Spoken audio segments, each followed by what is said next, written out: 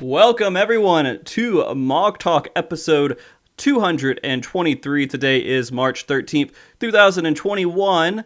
If you haven't watched MogTalk before, it's a show based around the Final Fantasy XIV community discussing everything from Savage raiding to Chocobo racing. Today we will be discussing Party Finder, and we're going to have everybody introduce themselves real quick just so we can, you might need to know who they are, and they can describe themselves a little better than I can. So we're going to start with Arthas. Arthas, you there?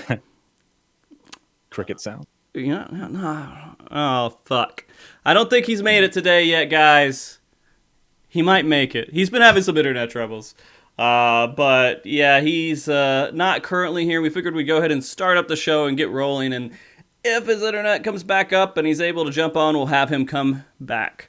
But for right now, he is disconnected, as we can see in his icon. So let's go ahead and start with one of our new guests here. God damn it, I'm going to say... Every time I psych myself up about saying your name, I'm like, I'm going to say it. Practice. I practice. We heard him practice, chat. Yeah. Serenaya. Serenaya. Dude, close enough. Can you tell everybody who you are? Almost. Oh my god. Almost. Yo, what's up? My name's Serenaya. I'm an EU streamer and raider. Been playing for 3 years. This game has swallowed my life. I need help. PF. I'm in a love-hate relationship with it. Mm-hmm. I'm kind of addicted. Memes aside, I'm a machinist main. I used to be a tank. I have a lot of fun with it. I spend a lot of time clearing, helping, and molding. Molding is like the expression that has come around recently in the last couple of years that has been a complete definition for Party Finder, and basically interchangeable. But that being said, let's go ahead and introduce our next guest here, Llamatodd. Tell everybody who you are. Mm-hmm. I'm Llama, and I usually just play on North America data centers, even though recently on JP. But yeah, lots of Savage content. Ultimates and Savage coaching and ninja main, but I also do some warrior and recently some bard, a little bit of astro. Nice. Turkey Todd. Mm-hmm. I don't Turkey understand. Todd. What's Turkey Todd? It's the sound I made. I kind of panicked, and I guess in that panic I sound like a turkey when I was running towards the one of the purple orbs in E10S. I got there in time. It was kind of like a one of those moments. Oh, okay. It helped me run faster. Yeah, I understand that. Yeah, noises do help you engage in the game a little bit better, and it focuses you up. Stuff like it's leaning, shit. Mm-hmm. Yeah, leaning and grunting. Yeah, all the sound effects. It helps. Oh god. Yeah. Mm-hmm. Yeah. Does it give you permanent sprint? I wish. Right? Oh no, not this, please. Not this early. Yeah. No, Party Finder makes us say a lot of things that we never thought would ever come out of our mouths. But that being said, let's go ahead and talk about it a little bit, and let's get into one of the big things, because with news recently about Ultimate, a lot of people are like, oh, well, Party Finder's just going to die, and it's dead, and it's gone. And I want to hear your opinions real quick. Saren, got it! Yeah, I got it. All right. Show's over. Show's done. made one success. That's all we really need out of this show. But you're from EU mostly with Party Finder and everything else. Yeah. Is it still active over there? It depends on your definition of active. Okay. I mean, first and foremost, like, the biggest problem is still a problem that we've had since way before the Ultimate news. Way before any of that. The main issue is that Light and Chaos are just too small to be separate data centers. They need to be remerged. We're hoping and praying that the cross DC stuff includes instance content, Party Finder, etc. But we don't know for sure. So, keeping fingers crossed. But besides that, it's functional. Mm-hmm. There's plenty of reclear PFs on Tuesday. They run throughout the week. Peak times have 40 plus, up to 50 sometimes. It's not that bad. And I play on both DCs, and there's no real discernible difference between the two in terms of activity, to be honest. Okay, so it's really not that bad. I mean, people are still, but has it turned mostly into just prog groups, and that's the main content? Up and down. Okay. Like, there's a lot of, like, say Tuesday to Thursday or so. There's a lot of two chess. It's mostly two chess. People get up to Okay. their point of prog again, then the practice parties go up. Mm-hmm. Beyond that, it's really a mix. Like, there's never a particular time where there's more practice than clears, or more like two chess than clears. Like Saturday to Monday are all very much. Besides the odd like Papega Monday night two chess. Like Yeah, there's nothing like Those too are the crazy dreamers. going on. Yeah. they are, man. Absolutely. Okay, so well, Llama and I have kind of in a point of view here with Party Finder, and I'm gonna go ahead and have Llama say it. Do you think that Party Finder is still pretty active? Well, I've noticed a drop off, and in fact, like it's affected some of my statics because of just the content drought, and we've lost a few people that have just unsubbed or they're just going to do other things. So I see a difference for sure. Mm-hmm. Okay. Well, for me, I feel like maybe it's not as active. Like there has been a little bit of a drop, but for my point of view, it's mostly prog groups. There's less two chess. Like two chess is kind of what took the hit, and Yes, I feel like prog groups have still been about the same consistency because people still want to clear Savage, right? And so that's not going to go away. Yeah. I think people still want to get past that point and make that achievement. No matter when they start it, progging it, that's the goal.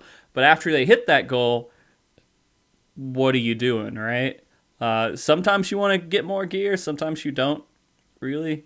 I think people kind of underestimate how many people are actually doing Savage. Like the drop off is there, and I think it's not just Ultimate. There's also Baja and Delubrum going on. There is also the tier is harder. Maybe some people have just kind of given up for a bit. I'm sure we'll get to that, but Yeah. like I think generally people that haven't cleared the tier yet might be people that don't care about Ultimate, so they're still going to carry on trying to do it. They're still going to try and clear it. It's still a goal that people can have. So I think like the drop off isn't going to be so immediate. I think as the months go on, like whatever DC you're in, maybe, but not straight away. Yeah. Okay. And I kind of agree with that. I feel like, I don't know. I progged in PF. I've seen like all these different points of views of how people, if they want to stick around, if they don't want to stick around, and everything else. And it's, I think people are overreacting to how much it crashed. That's how I see it. It has, for speedrunners, I would assume, you don't really, I mean, I guess you kind of care because you're still competing against other people, and it's a very small subset of people who do speedrunning in the whole community. I think that what drops off is just people not needing the gear anymore. So it's just, if they're going to farm for gear, why would they farm for gear? And that's it. I do it because I still enjoy, as weird as it sounds, I enjoy Party Finder. That's my incentive, and it's content for my stream. That's the other one. Good. It's good content. No one wants to see like squeaky clean clears. They want to see the screw ups and the wipes. I feel the same. I think if you enjoy just playing the game, then again, it's going to be no different for you. That's the case for a lot of streamers for sure. It sucks that we don't have that extra step, that extra point of progression. But I think at the end of the day, there's still a lot of content to be had out of PF. Like I did Eden's Verse for 10 months straight. I logged nearly not in log runs, but like I logged nearly 400 kills. And some will look at me and say, "Would you like an ambulance?" but you know, like the point is, I was having fun. That's the thing. Like I always felt good helping people clear. Still, it was always funny when there was some like ridiculous amount of toxicity in chat. Like as annoying it can be, it can still be pretty funny too. Like, and it all comes down to it still just being content for stream, and it's what keeps a lot of people going, I think. Yeah, I'd agree with that. I'd say that I don't know. I don't want to throw my two. Llama, are you enjoying Party Finder when you do it? Yeah, no, I love it. Actually, like anytime I get someone a first time clear, that's a lot of satisfaction for me. Okay, I mean that's the thing, right? That's you see that clear group and you're like, man. Even just recently it was tasty. E9S. Like we got people like their first clears and like it's got my blood like pumping and stuff. I was like kind of getting the shakies just for them. I was like, oh, this is exciting. So that's good Because you have a goal and it means something. You remember how good it felt to clear your first time. Exactly. And so you're kind of living off of their experience. It is. And feeding selfish, off of it. Completely selfish. Yeah. And so I get it. And the only downside to that is that the prog groups that aren't getting a clear, it's harder to get people to join those than it is to get them to join a clear group. So I would almost say just call every group a clear group and just fuck up. If you fuck up the whole time, whatever, it's whatever. You'll get people to join. I think sometimes they're the same thing. Like every E9S clear party is a Brambles shit show. Like it's clear. They always blend into each other at some point. So. Oh man! All right, so I guess I want to ask this. I have done Party Finder every tier this expansion, and that's all my prog, everything. And so I've seen it as much as I can see it. Do you feel that this tier was any better for Party Finder than previous tiers? Todd, do you want to go first? Better. I don't know. It kind of feels about the same. I think we're having like a second tier where it's just going to be dragged on. Like, kind of dealt with the whole content drop last year, and it's just like, oh, now we're dealing with that again. So I think that's part of why we're missing a lot of the, I guess, main raiders. But like you said, Frosty, there's still plenty of interest, like people just getting into the game, getting into raiding. So I guess in that respect, it's a bit more active, and it's nice to see people trying to raid. So, if I look at it that way, I guess it's better for prog groups. Okay. It's better for prog groups. Okay. Yeah. Saren? As I said, it's a harder tier. It's a tier that has a lot of coordination mechanics, even if they're as simple as stack and spread. I think E9 is an extremely good gatekeeper for the tier, though. I think if you're going to get into Savage, it's a good way of teaching you coordination. It's a good way of teaching you, like, just adjusting in a way. Like, we can look at tiles, for example. However, because of that, I do feel like it's like both better and worse, because anyone getting into raiding now, because people don't do the previous tier anymore. Like, you can't start people on verse now really unless they get a group together and choose to do it separately.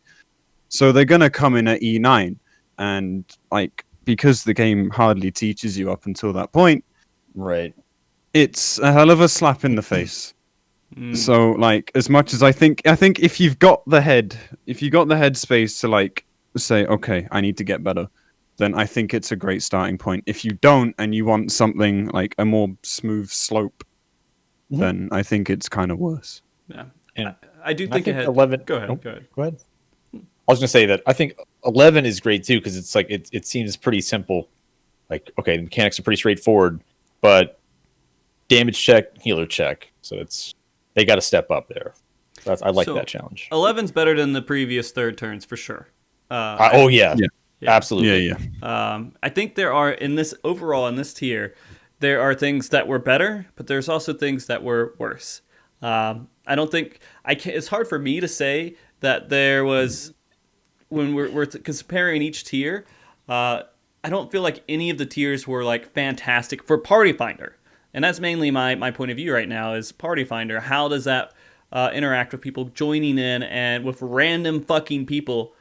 And trying to clear this multiple times in a row, and learning to fight with random people, different people, because that's what Party Finder is. It's an inconsistent setup. You just people are gonna fuck up differently than your last group, and you're gonna have to fix problems that weren't there last time. And so it's always trying to figure out how to make these people work together and one, as much as possible, same strategy in Party Finder. And I think that's something to really talk about, is that when people are doing this, when we say Party Finder strategy, it's whatever is the most common strategy, and that's it. The only way you can establish any kind of consistency, even if it's shit, is for everybody to just do the same thing. Which we see every single tier. The problem is PF and EU like trips over that as well, because take our macros, for example, it will be the same strats, but the positions will be slightly different. So we can take Happy Bramble strats, where sometimes the ranged are north of the tanks, sometimes the south of the melee. So, like, even EU struggles with just keeping things the same, even when the strat is the same. It's still an easier adjustment to make than changing strat entirely, but it still causes problems because people don't read. Yeah. So I do have a question about that. We could go ahead and talk about this a bit. NA's like, fuck macros. They don't use it at all, right? They're just like, that's stupid. Why would I even try to decipher whatever this is? But EU has picked that up. Is this recent they picked it up, or has it been like a slow progression over the expansion? Or because I don't think they always did macros, right? Ever since I started, they've used them. I'm pretty sure. Yeah, I started in Sigmascape, and they were very much there. I remember the 07S virus macros, for instance. So nice. They've been a thing for like 3 years at least. I can't speak for before that. Okay. Because I was always under the assumption that only JP had the macro groups, and that is a recent thing that happened in EU, but that's completely corrects me then, is that EU has been using macros for a little while now, and I don't know. I guess NA's just like, run! They don't fucking know what to do. Well, they took one small step towards macros in NA, which is just a link to like Dwayne Titan. Yeah. It's a diagram. Yeah, that's it. You link that's pictures. all we get. Like, what if you're on console? A picture. It's no help at all. You know what? You got your cell phone and you just read it off, and you're just like QU856. Is that a lowercase L or an uppercase I? What are we? Google whatever the name is and hope it shows up. Jesus. Yeah, no, NA's just doesn't want to do it. And I mean, for me, it's not a big issue. Like I can work with that. I understand how to deal with it. But yeah, macros would be a lot better, because that would start to streamline the strategies even more, right? Because I think that's always like, it's written down here and we just copy paste what the last person had, and that's just whatever one picks up the most is the one everyone's going to have. I don't know. Is that how it turns out? Everybody just has the same macro in EU? Or are there like different variations of macros? Again, like mild variations. Like for the most part, it's the same. But there is one exception. Like we can take Warrior of Light as a good example. There was like 6 different macros ranging from a simple spread and pairs thing to like a full chat box novel for like what to do for every single cycle of mechanics that you could do in the last phase. It looks nice, but we don't need it.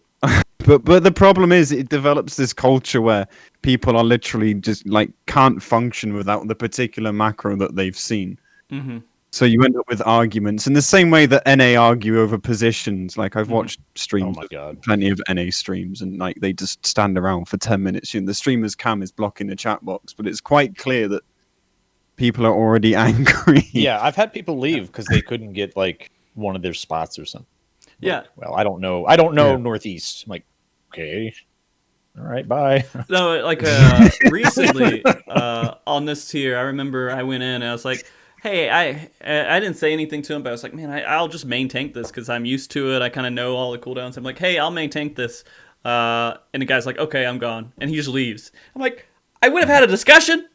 You could have said, no, I want to main tank it. I'd be like, all right, cool. I'll just off tank it. We'll figure it out. You didn't just have to fucking bail because you didn't battle. Provoke battle the entire time. Yeah, Alliance part of your rotation, right? Like duty finder. Yeah. Yeah. Just so fucking stupid. Like, how? And I mean, I guess this really goes into the psychology of working with people on the internet, and working with random people that you don't have to see ever again. Well, you may have to. I don't know. Unless you blacklist them, you'll never see them again. But the thing is, people just don't give a fuck about other people in Party Finder half the time. Yeah. Right. At least in NA. I don't know. Maybe EU does. Maybe EU cares about their Party Finder members. But NA just doesn't give a shit. Define gives a shit about. Okay, Like, so when you go in there, you care if your interaction is positive or negative with that person at the end. no, not really. We've seen some shit on stream. I've seen some shit off stream, and Uh-huh. sometimes I remember names, sometimes I don't. Like if it's repeat offenders, then you start remembering the name. Right. And that's when they end up on the blacklist, and then you join a PF, and like they might be in there, and so you have like this like moral dilemma of whether you want to leave or not. It's just like, I want to help this party leader, but can I be asked to deal with this idiot? Mm-hmm. Like like generally, like people just scream and shout. I don't think people care nearly as much. Yeah. Like if that were the case, I feel like a lot more people would end up being jailed, maybe. I don't. I'm speculating at this point, but Okay. I don't least- think so. I think people just scream and shout like in the moment, and then a day later they've completely forgotten who you are. Yeah. I think there's at least one like notorious raider per data center that just everyone knows. Like, oh, it's that guy. He's got a party up. Yeah. Or he just joined the group. Oh God. Yeah. Yeah, there is. No, I know a few names. I don't want to say them. No, of course not. But Yeah, people no, it's know. not drop They names, know. but- I normally my blacklist is normally for like bots and other stupid stuff.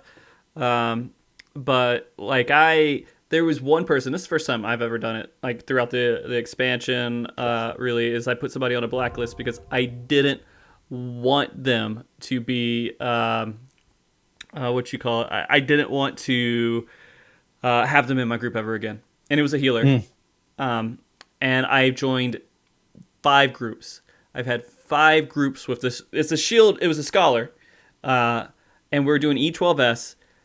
And every single time we died, no one had shields. No one had anything. There was nothing to keep people alive. So they were actively just not doing what they need to do for mechanics. And then they would normally try to pin the blame on someone else. Oh. And so I was like, God. I need to clear this. And I know it's really hard to find shield healers, but I'm not going to waste 2 more hours trying to do this fight with someone who's just going to make a bad experience every single time we go in. And so I had to actually do that. And normally I don't. Normally I'm like, people get angry. People fuck up. People make mistakes, and it's not a big deal. You know what? Zeno, do you want to get on the show and replace Arthas? His internet's down. And fuck, but no. Like, there's...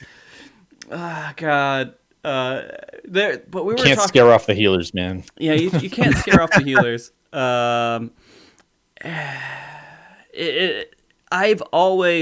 I do my best to just like make the best of that interaction with people. And sometimes that means not talking at all and just kind of hanging back. But there's other times where you need to say something like, Todd, you know this. If you're in Party Finder, you say hi to the motherfucker when he joins. Absolutely. You have to wave to the healers. Yeah. Especially the healers. Only the healers, actually. You have to Everyone else, replaceable. start that forced interaction that makes them feel bad for leaving, right? Yes.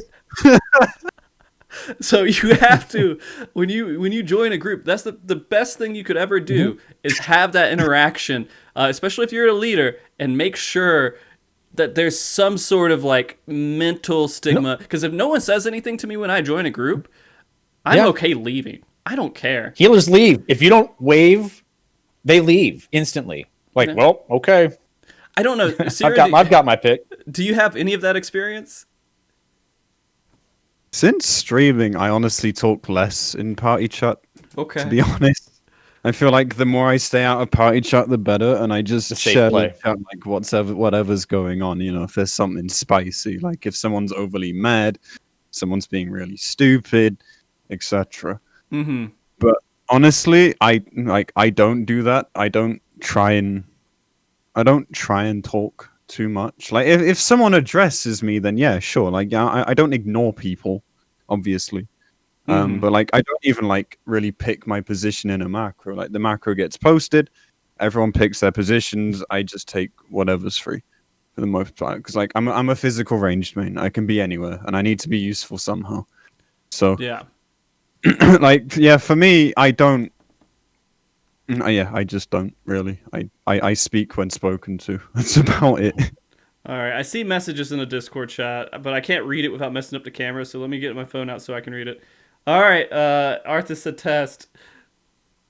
You said test 15 minutes ago. I just saw that. Yeah, wave to him. Yeah. Wave, yeah.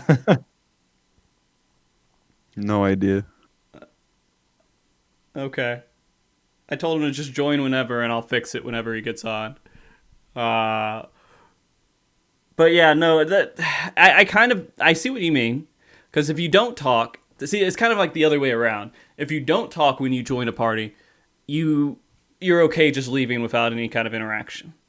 I had, when I was doing E12S, I was doing Prague, we were seeing so many of the same people, and they were like, oh god, fucking bad parties. And that's the conversation. You see the same people, and they're always like, man, these fucking people, we just can't get our E12S clear. And I had someone that played with me for a couple of groups in Prague, and they joined in and was like, hey, Frosty, is today's going to be the day? Are we going to do it? And I was like, yeah, man, I hope so. And then like half a second later, he just fucking leaves. I'm just like, why even fucking have this conversation with me? why even start like some sort of positive interaction if you're just going to bail afterwards? I also just don't want to get banned. Like we have to be so careful these days. Like streamers especially, like you always feel like you're under a microscope sometimes. You never know who's watching. You never know when you say something that could be remotely construed as toxic and that they throw in a report about you because I don't know, you were right or something. You were right. You're right. That's one way to see it. Yeah. That's the point where it's at now. Like I don't even know. Yeah. So like that's another reason why I tend not to speak too much. Like if I feel like there's something that needs to be said, and often there is, I will speak up. Like when it's obvious you're not gonna clear with whatever situation you're in, someone has to say it. And if you do clear after that, they can at least be thankful, maybe. Well, but at the end of the day, like, it's not really about being thanked. It's just it's more just about helping people and just hoping people take it as being helped rather than you trying to like control their life or something. Yeah, I usually don't like go crazy or say anything horrible. But I mean, I understand that interaction. I really do. Because when you join into a group, it feels like shit to mess up, man. It really does. Because you're like, I just let 7 people down. That's how I feel. Okay, maybe other people don't give a fuck. But like when I join into a party and I make a mistake, it hurts a lot to me. Because I'm like, well, fuck. All these people are just like, shit, we might have actually had it this time. All right? So I say sorry, and no one says anything back, and it's that whole silence, of that deafening silence of like, we're all judging you. Yeah, being completely judged. To leave this guy. That noise at the end of the pool to see if someone leaves. You know? Yeah, and then there's that moment, right, where someone says, "Hey, you fucked up," and you're like, "How can I fucking make it where I don't look bad?" Oh, you fucked up here, right? And so you start to like push that blame over, and you're like, I feel better because the focus isn't on me, it's on this other fucker.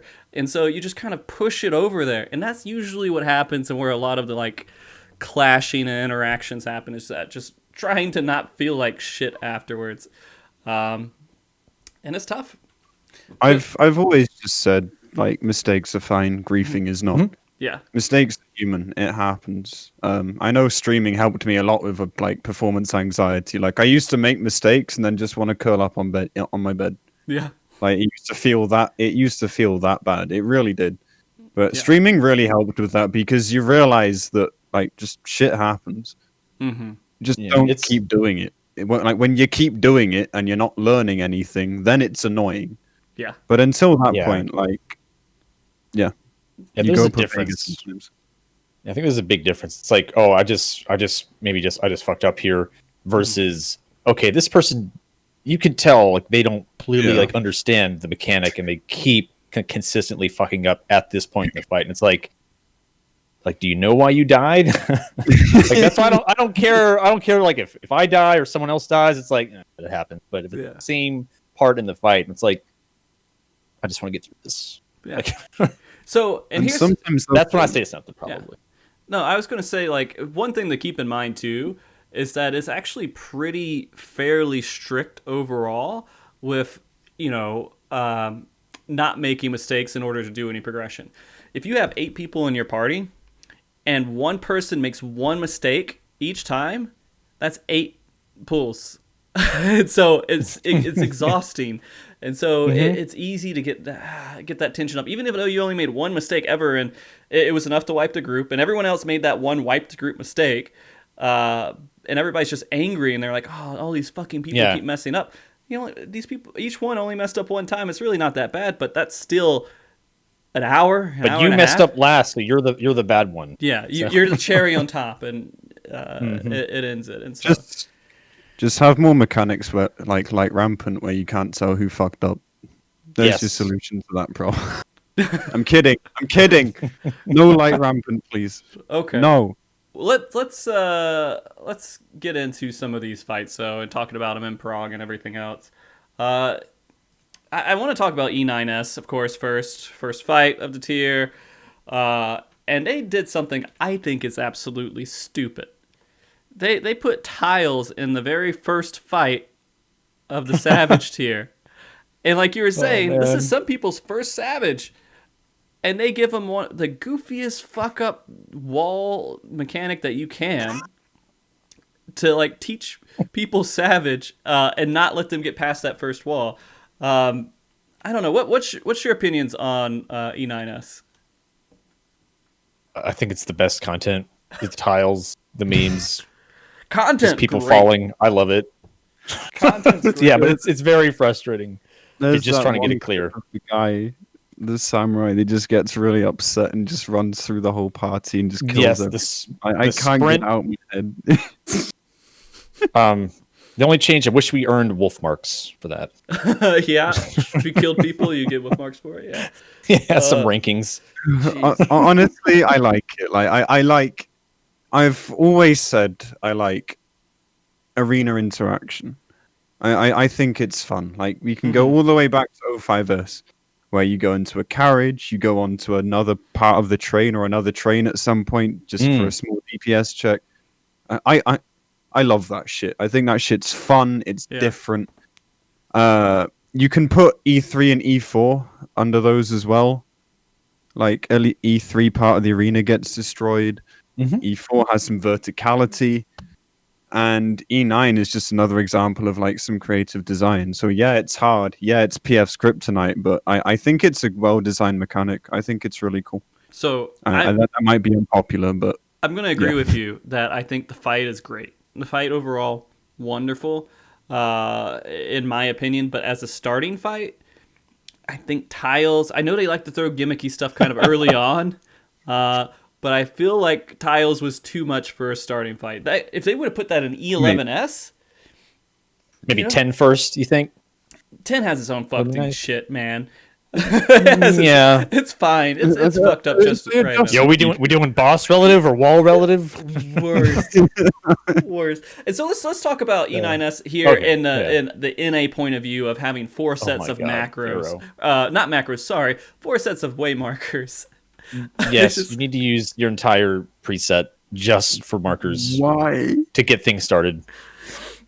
I don't know. Why? I don't know why people do it. Because that's the best argument for macro. It's so simple. Like, okay, so when you go in there and you're like, hey, let's do it from a tank perspective, which is what I know.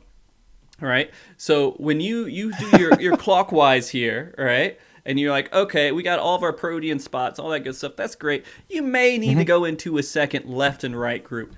But after that, why the fuck do you need any other waymark? You just say, oh, I'm in the right group? Well, I'm the tank in the right group. I'll be on the tank spot on the right side, right? You don't need to put meteor stuff down. You don't need to put down tile stuff. You're like, oh, well, my Protean spots, I'm south as a tank. I will be close to the boss south. Done. Why do we overcomplicate this by putting 4 sets of markers and letting people have 4 different perspectives when they could just say, I'm always left or I'm always south. I'm always right and I'm always north. Because that would be simple and manageable, and PF doesn't. PF loves to overcomplicate things for no reason. It's so bad. And I visualize everything. And I get there's exceptions within the positioning around the boss during tiles where melee need to get behind the boss and one way is better than the other way and all this other stuff. But if you're fucking trying to get the clear, fuck all that. Right? You'll be fine most of the time. In the very first fight, your DPS is going to be good if you don't kill someone else in tiles. That's it. That's all you got to do. And you're not. And here's the other thing. You're not going to look good on FF logs or anywhere else if you're trying to clear E9s on your first clear. It doesn't matter what your DPS. You don't have to have perfect DPS and get all those back positionals. Just say screw it, man. Just do the mechanics and go forward.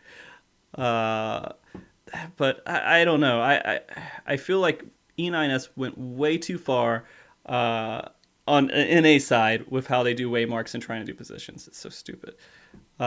EU, can you give us an EU perspective on how they determine everything? Is it just throw the macro up? Okay, cool, and go? It's pretty much as simple as throw the macro up. Again, for some reason, there's weird changes here and there. Sometimes the range is north, sometimes the south. But that's generally the only change. 95% plus PF, so happy brambles. So strats are pretty consistent. People do tiles the same way. Everyone dies to the summon mechanics. They don't know how to do it. Like it's all just kind of par for the course, really. More than anything, we have brambles wipes or anti-air / wide angle wipes. Or tile problems, like clouds going in and like there's being no mitigation at all. So people died to that. Like we still died to literally everything that you could. Right. But in terms of macros, it's figured out pretty fast. Like people fuck up and go to the wrong side all the time, but that's not the macros fault. That's just people being bad. Right. Yeah. As for like wanting logs and greeding positionals and stuff, I don't really know. I've never really seen egregious examples yet on E9 of people trying to get the extra positional. Like, I mean, like I get it. Like everyone, it's nice that someone wants to do well. Yeah, there's nothing wrong with that. But like, if it's gonna be the expense of someone else, please just stop. Yeah. Like 90% plus of the parties I join are clear parties. Like we're there for the kill. Why bother? It's just annoying. If it's not, I think the only thing I'd see where people greed might kill the group is just like during anti-air or wide when it's a 2-stack. Maybe the healer is just not prepared for a 2-stack and where a melee could back off or something. Yeah, usually when I see like a person dead, I'm like, oh, well, we're wiping on anti-air or wide. It's just done. Like, I don't, healers that I've been with just can't keep people alive with a 2-stack. I back off. Yeah. I've had the opposite end of a spectrum where a healer dies. No one else dies, just a healer. And then they just refuse to rest. And they say, no, we're not clearing like this. And it's one death. And I love that so much. Like, the DPS check doesn't exist. Just shut up and get up. Like, we can talk about it after an actual wipe.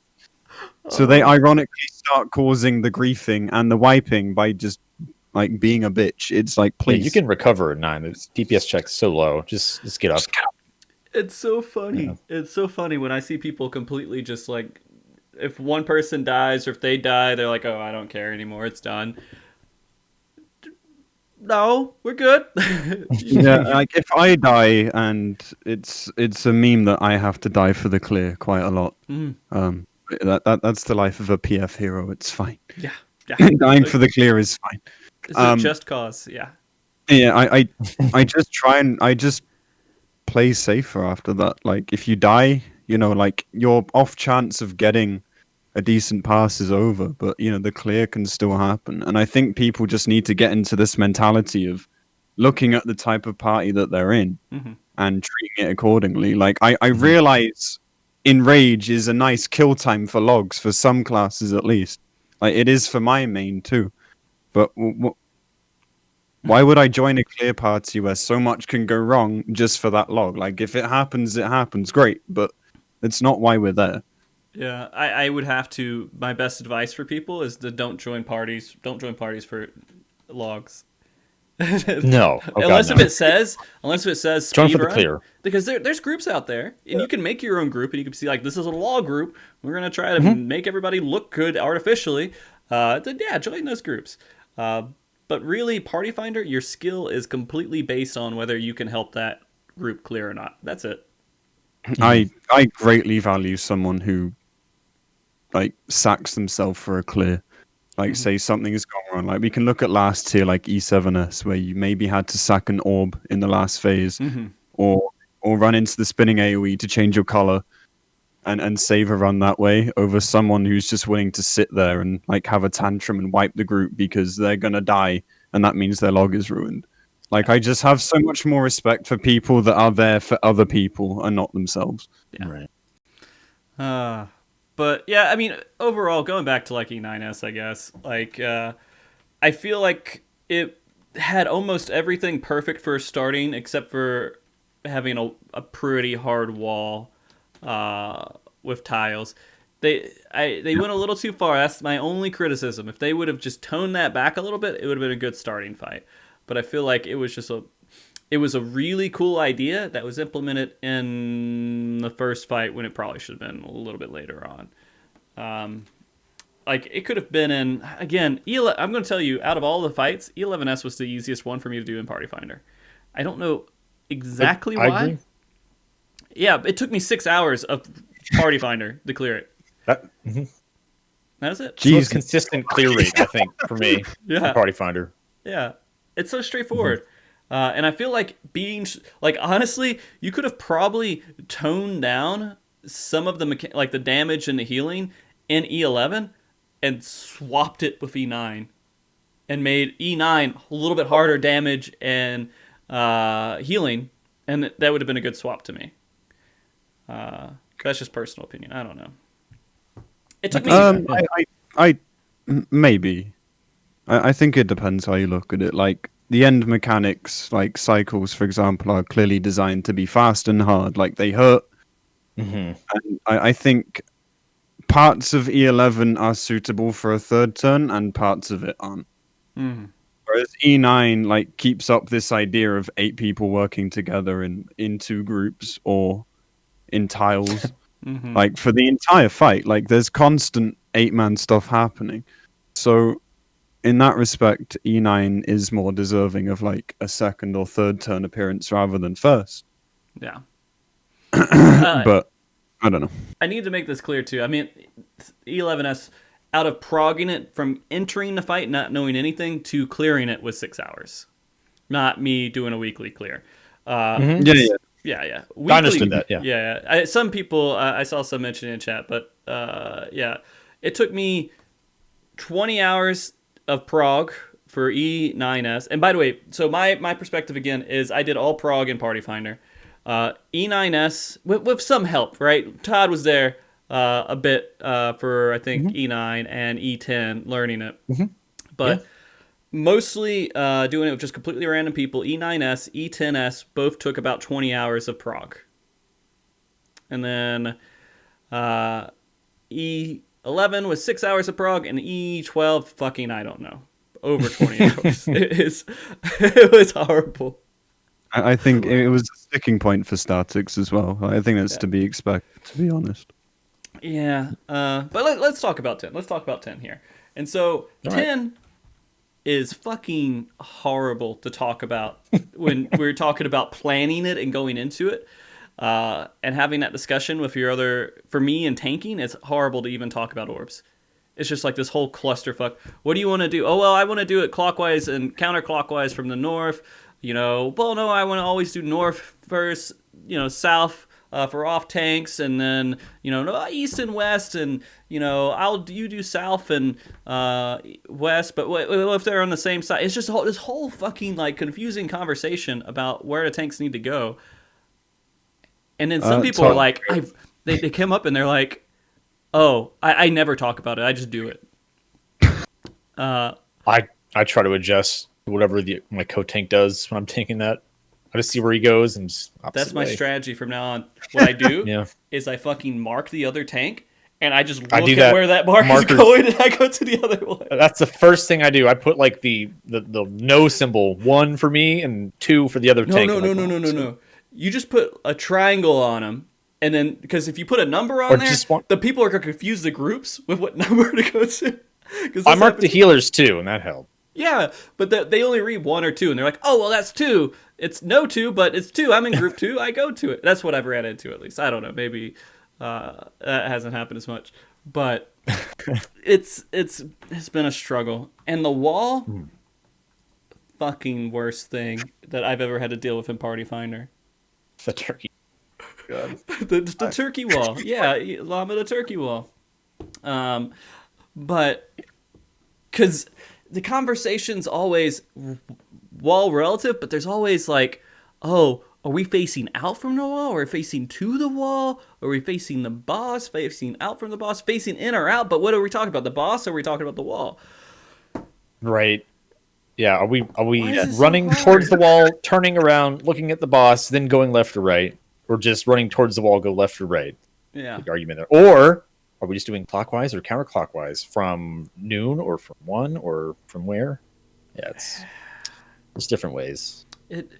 As long as you could figure it out, it's great. But then again, this is another scenario where I mark the other tank and just go to the one he doesn't go to. I have sprint on and it's done. Yes. But I don't know. Has it been okay to do E10S and EU, Siren? Like everything you're describing is exactly the same, honestly, on both light and chaos. There's no difference. There's people saying they know what they're doing, but they don't. There's people saying more relative and doing what is incidentally boss relative, and people just clearly have different definitions. And then they spend. I think the last time I was in E10, there was like 2 polls where we spent a period of a good 15 minutes of them trying to work it out. Like I was just sitting silently, just talking to chat in the meantime, because I really had nothing to say. Like there was nothing useful I could add. It's like they were getting it, but they weren't getting it, and the result was the same. There was still a wipe. Yeah, it's tiring. Like and it's the same with the orbs. Like the standard strat is meant to be, I think, like group 1 north counterclockwise. Clockwise, and then northeast clockwise, right? And that seems to be the general consensus among most people. Like but it doesn't mean people know what that means. Like I think a lot of people see it and go, yeah, okay, that's fine, let's do that. But I don't think they know like the lefts and rights. Like, do they know what clockwise is? Do they know what counterclockwise is? It's exhausting. It is very exhausting. Can I quickly go and change my top? I'm getting very hot. Go do it. Do it on stream. Just like strip it off. Just like, oh God. No, I don't want to get you back. It's okay. Me and Todd will have some alone time here. All right.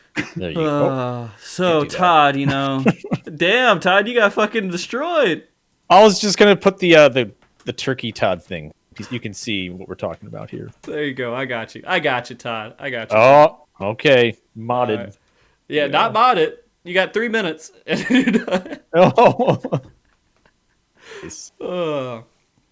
But man, like it's so funny to like hear the different perspectives on Party Finder, especially on like I feel like E9 and E10 are just such like a cluster in Party Finder. It's just such a mix of people just barely being able to like work together and make it happen. I rarely.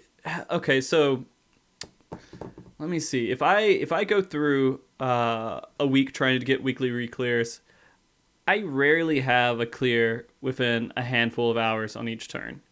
E9 kind of works out with 2 chests, but E10 we usually have people just messing up, and it's all the directional stuff. E11 is a little bit rough for some reason because people just zone out, I think, on E11 when they're doing two chests, and they stop paying attention to if it's fire or lightning or whatever else. And E12 just, I don't always get E12. No, yeah, I don't know if I'll get E12 on Crystal this week. I think I missed my window because a lot of them, man, if you don't get like the reclears at reset, like 3 a.m. Eastern. Oh, at 3 a.m., yeah. Yeah, they do 9 through 12. If you miss that, it's like, well, there's always next week. Yeah. Is it actually that bad? Like, I've heard It can be. Absolutely. Some people say it's fine. I think they're mostly in statics. Some people say pugging is like okay, and then some people say it's really awful. So some people are just lucky, man. Yeah, some of the best groups are right at reset. Mm-hmm. Yeah, but I'm not awake during that time, so I always have to get it in the evenings and NA time. So it's a mess. It really is a mess. And I can grind out the first 3 turns on weekly reclears, but E12S it's a wall.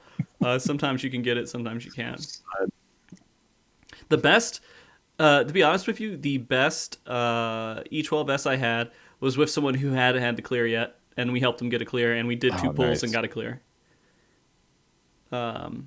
Like 2 pulls, we died once on P1, didn't die at all on P2. That's insane. Aether this week was a 1-shot. 12 was a 1-shot. I couldn't believe it. Wow. Like 1 pull, phase 1, 1 pull, phase 2. We're done. I was like, what? Like, well, now what do I do with the rest of the stream? Yeah. This one has to take all day. Yeah. Oh, you man. get everything done. It's like, oh wow, time to do Titan Unreal because it's still early. Nope. Not doing that. Okay. No. I still haven't done any of the Unreal stuff. I've been focusing just on Savage. Because, I mean, I've already done those fights when they came out, and so it's, like, not, like, hugely appealing to me. But, I mean, it could be fun. But I'm having a lot more fun in Party Finder. It's funny, because, like, we talk about this of how horrible it is, but in a masochistic kind of way. Mm-hmm. It's fun to see people fuck up, dude. It really is. Oh, absolutely. It's fun to try to figure out the issues and try to go through it and just make it through. And then when people rage and they go crazy, that's fun, right? Because you're like, that's entertaining. You're unstable. It's kind of sad to think about that. You're unstable. I mean, it depends on the time of day. Like, if it's been a long day of PFing, then just someone's just being a child at the end. Like, after 6+ hours, I'm just like, I really can't be bothered. Yeah. But like, if it's the start of the day, and I accept that this is kind of the track we're going to be going on the whole day. It's just going to be idiots and PFs, and it's great. Like, I'm completely fine with it. So for me, it's just kind of situational. Well, for me, all right. So I guess I should put it in this terms. I've already cleared through the tier, so it doesn't matter. Like, I got most of my gear, so it doesn't really matter to me, if I clear the fights or not. In the end, who cares? Eventually, things will work out and I'll get all the gear I need and everything else. But I don't have that stress anymore of just getting that, like, I cleared this fight. There's a lot of people that we're doing these party finders with where they have the stress of, I need to clear this fight. And when I was progging through it, I did feel I would get frustrated. I kept it to myself, because I'm an intelligent streamer person on the internet, and I know doing huge rage storms don't look really good later on for you. But when you're going through it, you do get that, like, sense of being angry and being like, why the fuck can I not get a group that can get past P1 and E12S? Right. Or, tons of different things. We recently knocked out a friend who was stuck on the end of P1. His static had seen in rage.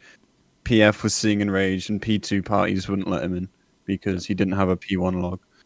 So we took it upon ourselves, myself and chat, to help out, and it was really nice. We got it done super fast. Nice, man. But yeah, like, it works out that way. People who've been struggling and trying to clear for a long time are actually better than people who've already cleared, because it's fresh. It's fresh for them. They're like they've studied it and they've done it a They've billion got times. the reps. Yeah. There's some unfortunate souls that get left behind because they're having to PF or something, and they're just getting unlucky. Like it sounds like a scapegoat or an excuse, but it's a real thing. Like it's such a roulette. You can go days at a time with just having a bunch of idiots. Very in the demoralizing. group. Yeah, absolutely. Yeah. But I guess talk a little bit more about E10 before we move on to E11. The only other thing that I think is kind of rough for that one is the shadows and cleaving everyone else. It's so funny when that stuff happens, and then people don't admit that they were wrong on the wrong side, and they still say it was you. And like, you're on the right side. Luckily, if you're streaming, you just kind of go back and look, and you're like, I see where you fucked up. And you can feel that sense of gratification. But in the moment, especially when you're learning it, I guess, you have that sense of doubt, like, oh, crap, do I not know my left and right? And sometimes I don't. But I always make sure I don't confuse my mistakes with my successes, if that makes any sense. Because I don't want to give myself false negatives or whatever, and I start to think I'm doing it wrong, and I start to mess up more because I'm changing how I'm doing it and all that other stuff. But those cleaves are rough. They're real rough. I think Square Enix know that it's a mechanic that can trip people up. Yeah. Like, we can go back to O11S as an example. Like, starboard and larboard. It's just left and right. But on the second one, he's turned the other way. And all of a sudden, everyone's knowledge has gone out the window. And they guess. I like the same is true here. If you have an arrow pointing north, the boss doesn't respect true he's north. facing south. Yeah. People have no idea what to do. Yeah. Like, it's both frustrating and funny at the same time. People just running around the boss looking for where there's a space because that will denote where they need to be. Yeah. I mean, after a while and you start to think about it, it's really not that bad, but it takes a while before you start to find that way of thinking that works for you. For example, if you get an arrow, you're always there's only two choices you ever have. Like, if it's like sideways arrow, you're either up or down. Right? Yeah. That's it. You just got to figure out which one you are. If it's like north or south facing one, you're left or right, and that's it. I think what gets people is if the tank rotates the boss, and then they just look at the arm, and they don't see the boss's arm being its right arm. They just see that arm is up and it's on the west side, and then they try to adjust to that, but it's wrong, completely wrong. Yeah. I'm a good tank, so I don't really experience that. Right. It's also placed. I prefer tanking 10 too. Yeah. It's also placed on second pot window, on Void Gate 1, where second pot window is. So you're primed with two ways of getting a damage down straight away during your burst.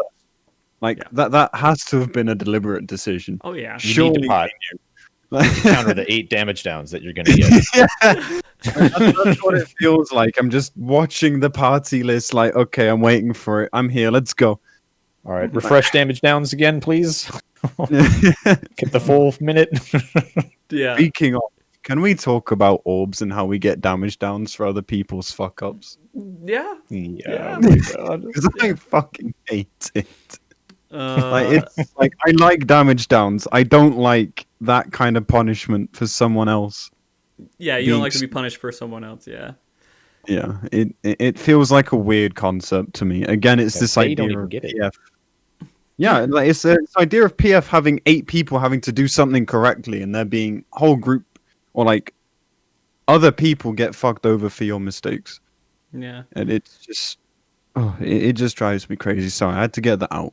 Well, for Party Finder, it feels shitty because like you're constantly dealing with other people making mistakes, and I mean, I get the whole concept that you're a team, right? You're a team trying to clear it, and if someone makes a mistake, we all have to feel it, right?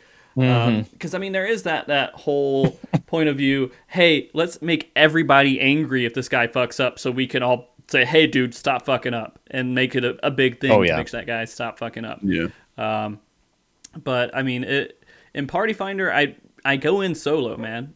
That's me. I'm going in, and I'm trying to clear it with the situation I have.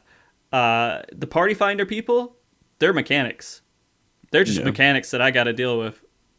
To be honest with you, however they work and however they do things, I need to figure out how to adjust to them to get through it. And I think that's kind of like with healing too. Like you go in there, they're just part of the mechanics. You don't know what's going to happen. They could do this or they could do that. What are you going to do if they go into the wrong spot? Oh, well, I have a plan for that. And it's just extra mechanics. I don't know if you guys feel that way, but that's how I refuse to get in Discords too. Oh and my talk God. on voice. I can't stand it. I've been Discord required. Yeah. No. If I see that, I'm like, fuck you. I have It's a for a tendency reclear, to avoid not it. prog. Yeah. Yeah. Even I in have a prog, tendency to I don't avoid do it. I just can't. I hear someone saying something, I'm like, they're going to distract me and throw me off. I'm in my own little bubble when I'm progging, and I'm like, I'm understanding what's happening and what I need to do, and I focus completely on that. And I have so much more success than someone yelling out the wrong thing in my ear, playing aggressively on their controller or keyboard.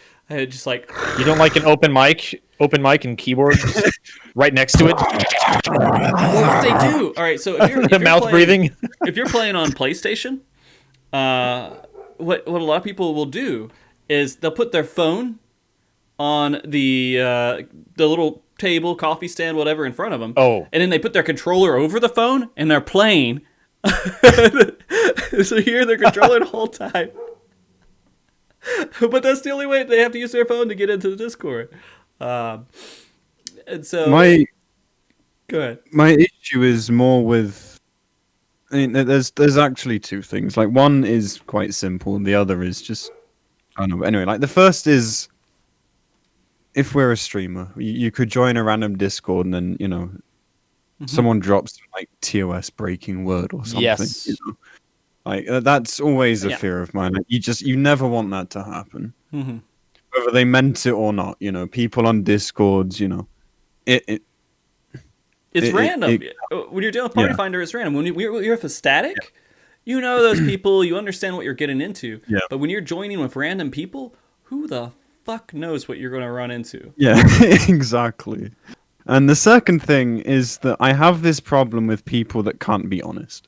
And by that I mean, like, you'll find some people that will shout, vouch for me, and I've only made one mistake. This was your fault, etc. in party chat. Yeah. Like in voice, people will sit there silently if it's going badly. They'll giggle like little children, and people will just leave one by one, like without saying a word, because they're like they just can't say, they can't communicate, they can't talk about mistakes, they can't call something out unless it's via text. Like it's just keyboard warrioring. I guess that's a better word for it. Yeah. And it just annoys me, and that's the other reason I avoid it. I had this problem in O12S once, and I wasn't streaming at this point, but it was late night. It was about 2 a.m. and I was in this random ass party, and O12S MNF was pretty hard, and like it was going bad. It was numbers wipes. The shield mechanic, can't remember what it was called. There was blade and shield, and the wipes were happening constantly, and like all I could hear between wipes was just like the weirdest noises, like no joke. And I was just like, are we gonna talk about this? And there was just nothing, so I just left. I was like, I'm out of here. So I've had various different experiences actually joining Discord or voice when trying to do Party Finder. And some of my experiences were like someone made a mistake, and this other dude, I don't know if he was just like one of those like gym rats that like hype up on like all kinds of shit. But like he's just like, what the fuck? Like every time this, like a mistake happens, he's like screaming like angrily in there, and you're just like, I prefer that. That's still slightly better. Yeah, but I mean, like it feels really uncomfortable. It really does. It's just like anger, just straight. Hey, dude, get your shit together. It's okay. It's okay. It's okay. It's okay. Just a fucking stop, And it's just like, okay. It's fine. And then you like hear like slamming and noise and like they hit there, and it's just horrible. I'm like, I don't want to have a risk of that situation ever happening to me. And then you have the other people who are in voice who they're in with some of their other friends that they know and they play with all the time. It's like they're stagmates, but you're not part of that group. It's just inside jokes everywhere.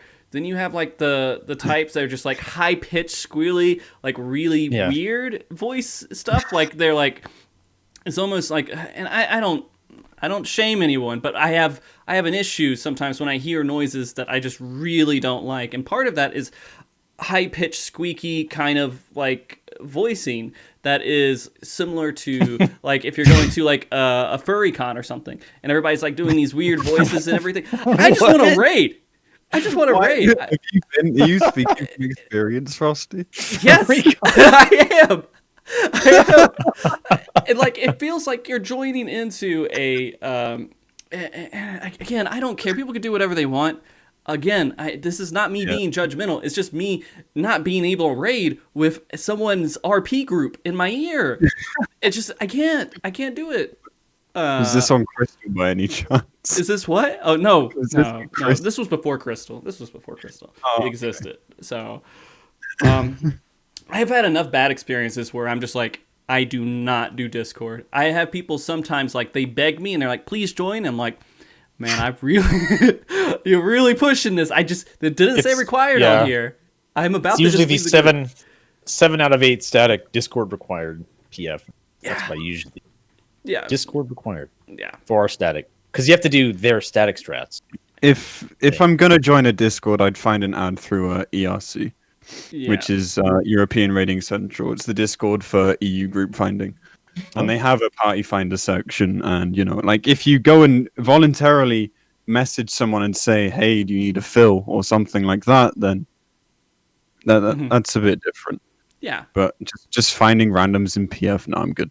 Yeah. I'm Frosty's persona. Frosty's what? Frosty's persona. Oh. Persona. And again, I'm fine like joining Discord with people I know, friends, stuff like where we can communicate and everything else. And I love talking to people. I just hate because there's already so much random shit that's happening when you join the party finder. I don't need the random who knows what the fuck kind of personalities I'm going to hear over. Because I may not just be in the mood for it. Sometimes I'm tired after work. I'm like, I'm going to get on and I'm going to try to do some prog. I don't need all that nonsense in my head as well. And this is, again, I want to make sure I don't care about how people are and their person. They could be whatever the fuck they want.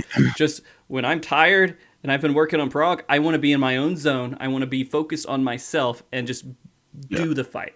That's me. I'm doing the fight, and this is a kind of a solo kind of experience when I'm doing it. I do interact with other people, but I'm focusing completely on myself and what I'm doing. No, it makes sense. It's understandable. Like not everyone feels comfortable walking into a room and having everyone look at you funny. Yeah. Like, because whereas one guy has invited you, like you don't know them and you don't know the people that are in their group. You don't know what to expect, and it can just be really uncomfortable, especially if it's going really badly as well. Like again, like if it's not going well, it's just awkward because. I mean, maybe in a static scenario, they'd all start bickering amongst themselves. Maybe that would be slightly different. Yeah. But in a random PF Discord, I'll pass. Yeah. No, yeah. nothing. All right. Anyways, we went on that tangent for a while here. So I guess we could talk about E11S a bit, right? We're going to talk about E11S a bit. This is my favorite one for planning because it's just you throw one thing down. One marker in NA, and then you're done. You don't think about anything else. You throw that one marker down. You're like, all right, stand where you want to be. Cool, we're good. The strat is literally the same for every group. It's so consistent. There's barely anyone who does anything different in E11S. It's so straightforward. And this is speaking from the NA side, so I would like to hear if there's anything different on the EU side in that regards. No, EU's the same. We have a macro, of course, because people try and force macros out of anything. People force macros out of Emerald Weapon. Okay. So, it's almost like EU literally can't function without them. But anyway. Okay. We have a macro. It has a spread. It has basic instructions for light, fire, and thunder. that's about it. Yeah. Everything's the same. Range north, melee south, tanks north and south, healers east and west. We have blew up time here and there. It's becoming more popularized now, thankfully. Oh, good. Blew up time NA is just only does blue up time. okay. Just to let you know, there's no other option. Yeah, in the early Even when weeks, it's it red. wasn't a thing because no one knew what it was. So Mhm. there was a lot of debate at the start of instances about whether people were doing blow up time or not. Mm. And yeah, I don't think anything else is macroed. I just find it to be kind of a boring fight. Over time, it's become my least favorite. Yeah.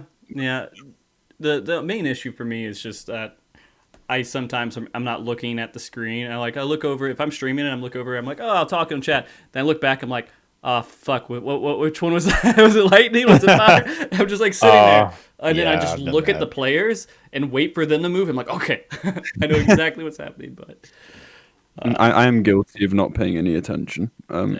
I'll be looking anywhere else during the cast, looking at my hotbars, looking at chat, looking at the fly in the corner of my room, yeah, and then I just miss the element. And it's all about the visual tell. So then you become a sheep instead. yeah. I will like to mention on blue up time, the one bad thing about it is that we're so used to blue up time that when it's not blue up time and you have to go back, usually they just die. Half the time the Yeah. group just dies because people don't know how to do it when you have to move away from the boss. Or They run off if the edge because are that people going happens. to gap close? Are they going to stay near the edge? Yeah. Mm-hmm. It's so People rough. walk off all the time in EU. Really? It happens so often. It's happened to me as well because my auto runs on my mouse because I'm stupid. But it's happened to me before. It's pretty embarrassing. I've also walked off the edge on prismatic. It's even worse.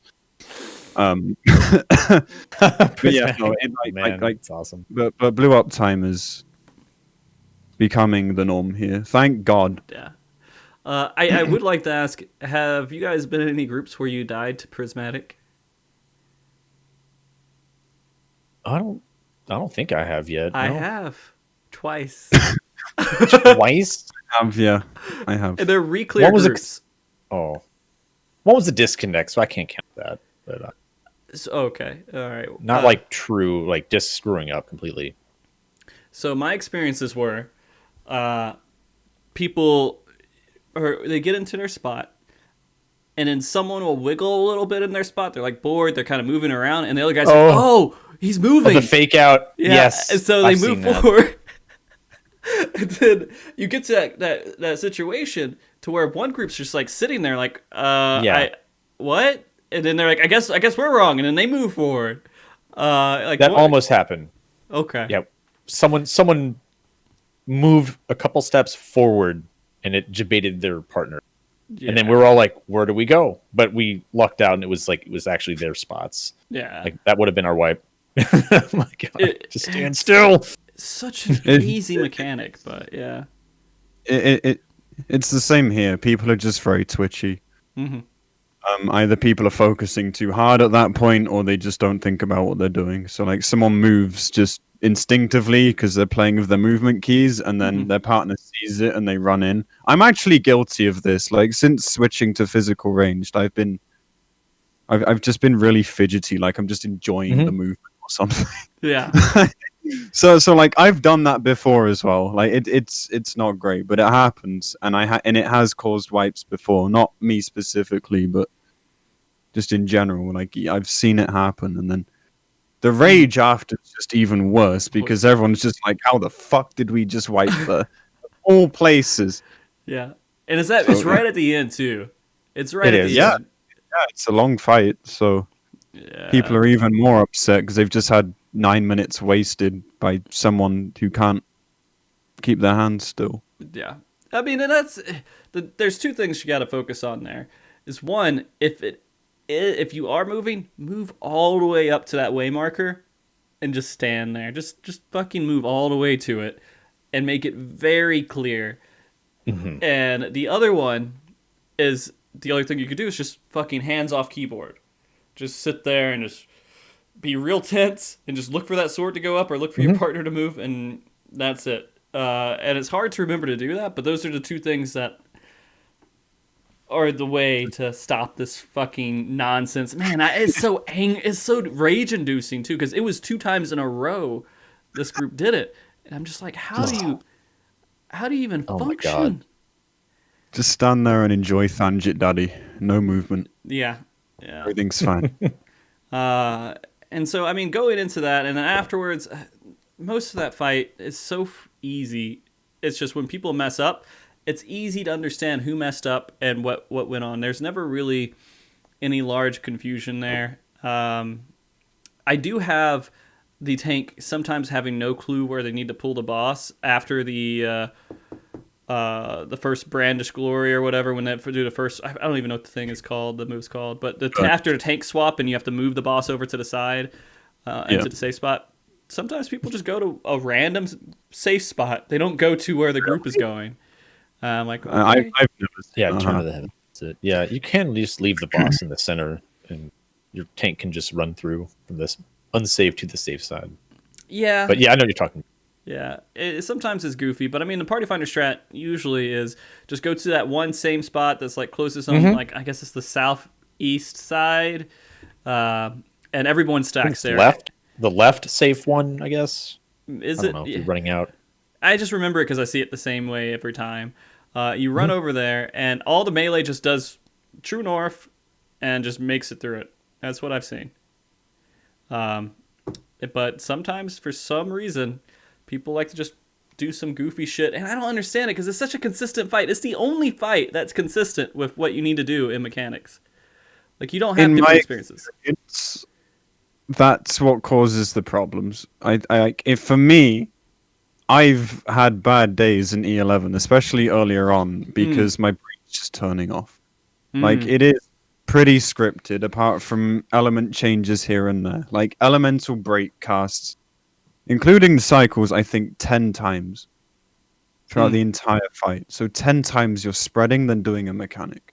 Yeah. Like the fight, like I like that it builds on like basic concepts that it shows you early on.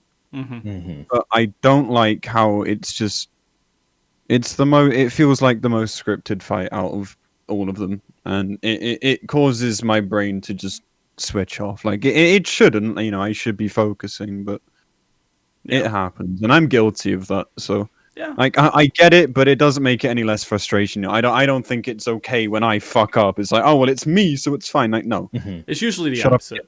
It's usually the opposite. It's me, so it's not fine. All right, if it's someone else, it's okay. But if it's me, I look bad. Oh fuck, But I guess like that one is whatever. When we get into E12S is where things got really interesting in Party Finder, and progression for me.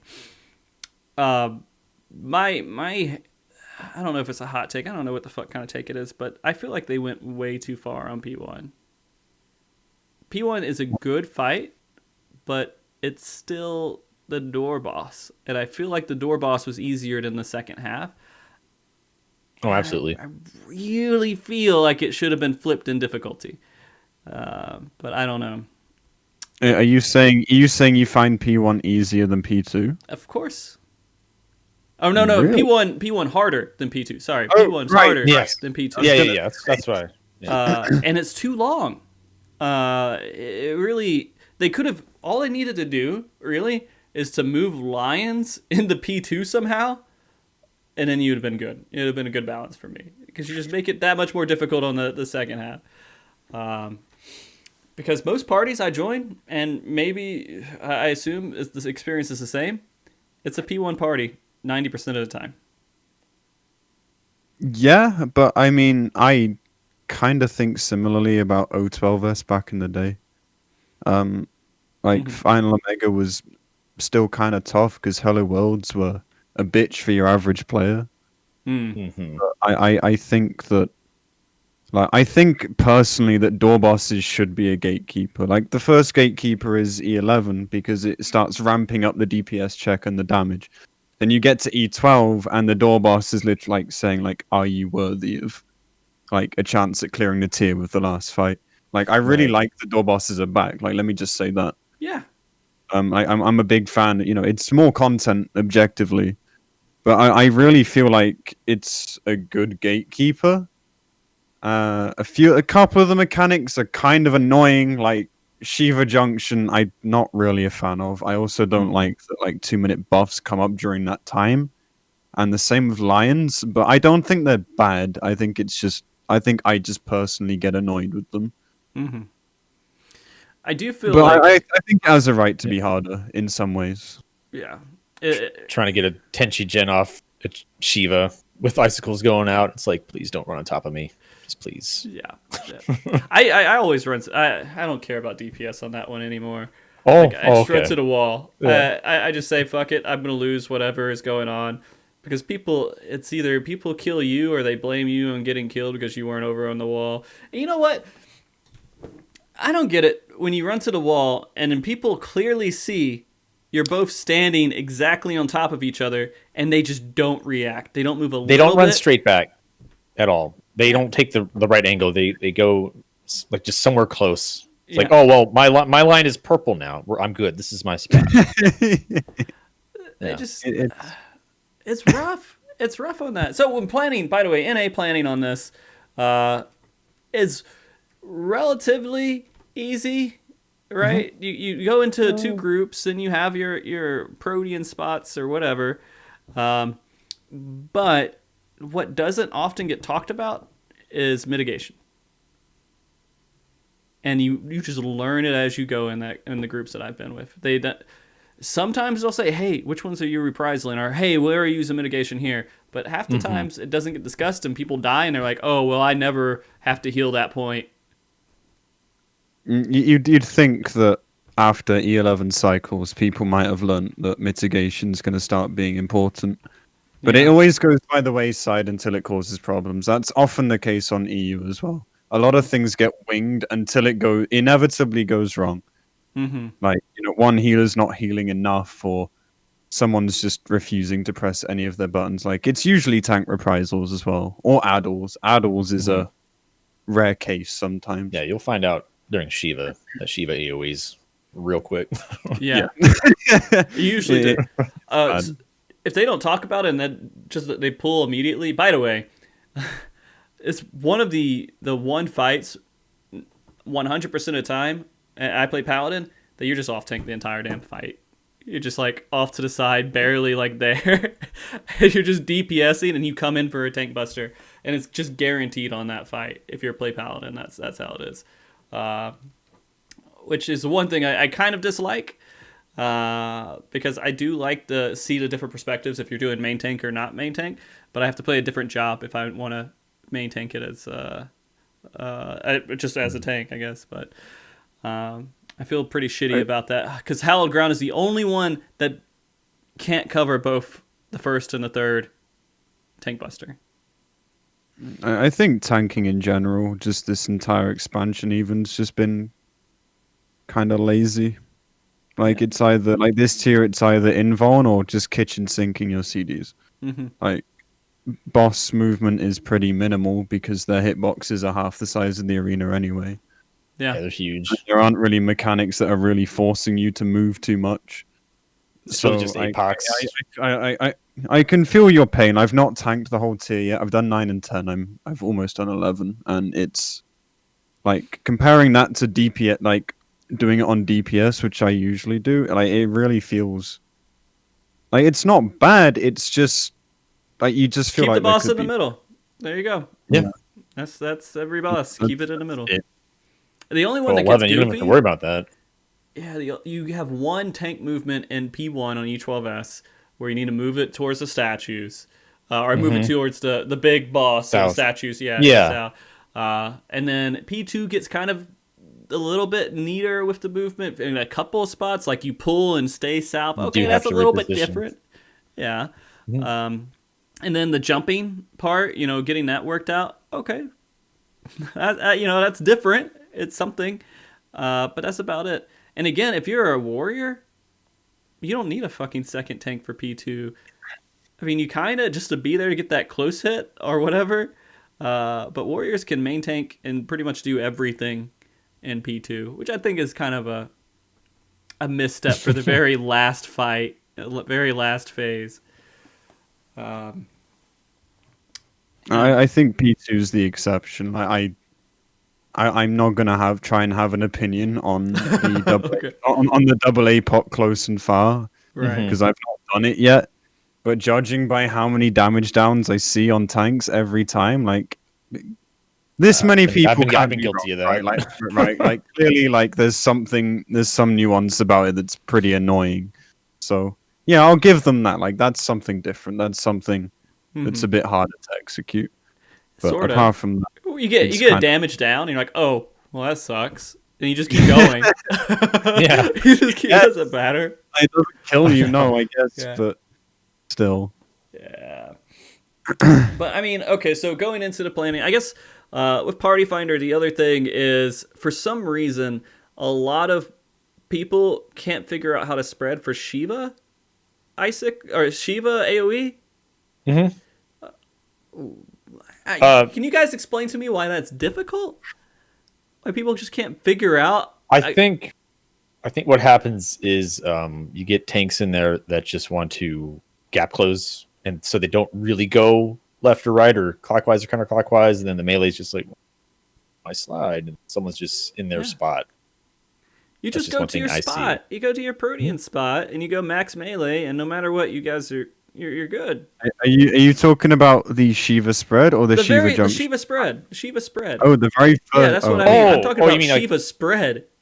Oh, so not even the Shiva, like, okay. No, I we're was not thinking even of there something yet. else. That's a whole nother deal. I'm talking about something like as simple as the Shiva spread. Okay. Yes, I gotcha. Yeah, it's you just go to wherever your Protean spot's supposed to be, and then you're usually good. But a lot of groups just they don't do it. And I love it. I love it when people are like, "Yeah, I'll go under the boss," and they just kind of go like, they don't go under the boss. They go to like just slightly inside the box's hitbox, and then just kill. You gotta whoever have else nice raid awareness, because I see if there's like a ranged player near me, I kind of let them take a few steps out, and I make sure I'm not max melee back to my spot. I'm just like, well, let's just let them get some distance. Yeah. Some people, they just go immediately back to their spot, and they're going to clip someone who didn't quite make it out to the edge. It's how. Yeah, the only time I've seen issues is when like black mages or healers are fighting over the middle under the boss. Yep. That That's too. generally the only time I've ever really seen a problem. And most like the AoEs aren't that big. You can get away with quite a bit, even if it's like really monka-esque, even if it's unintentional. I think generally people get away with just spreading out a little bit. I don't see too many issues. Though it has happened like after Lions before, and then that's like caused an enrage, and it's just like I'm gonna let you know. I always. Just fuck up. I know it's like stressful to like because the easy one's Titan, right? You get Titan at the beginning, you're like, okay, we got this. Usually, I think there's only been one time, and it's when the group is like, oh, we're gonna be on the exact same side as the other group, and then they can't figure out where to go for some reason. But most of the time, Titan's easy. When I see Shiva first, I'm like, thank God, because I don't want to learn that these people don't know what the fuck to do with spreading at the end of P1. I want to get this shit worked out immediately. So that's what I've seen a lot with that very first part. But with Shiva, I guess going into that Shiva junction, I'm going to be honest, I never gap close Shiva junction. I don't know if that's a bad thing or a good thing, but I just don't do it. That's fine. You can do that. Yeah. As long as you're consistent, get to your spot. Yeah, I get to my spot. I slide over there. I'm like, I have fun with that. I don't even care because it's pretty simple to me. My favorite thing as a tank is when a melee gets in my spot with me. And I'm like, good luck, because I'm not moving because I won't die. And I just let all the bad stuff happen to them. I cheat on Ninja. I just look where everyone goes the last second, and I just Shikuchi to my spot. Yeah, like, you don't fucking have to do anything. I don't have to deal with that on Ninja. Yeah. Easy mode. Ninja. I'm a physical ranged main. I don't get an opinion here. Oh, okay, that's fair. I just come in for heals and then leave again, and maybe press tactician on the way out if they want it. That's it. I'm biased because I get so much free movement. I can imagine it's a living hell for literally every other role, Like, the Shiva wipes are annoying, but like I have a degree of sympathy because people, it's a buff window as well. So like, there's a talking point of optimization. I will say Okay. that like I did have one experience in Shiva Junction where a healer was mad at me for not doing gap close, and they complained that they never had enough room. And I'm like, is it really that tight? And then I looked back, and I'm like, you have fucking miles if I'm up next to the boss to move around. That was the only weird experience I really had with that. I don't understand. I don't know.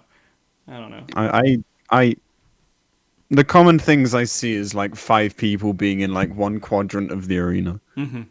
Like, there's no real organization to people spreading out and stretching their tethers, because you can get fucked over by like one that's close to the middle as well. So you have a lot less like options for where you can go.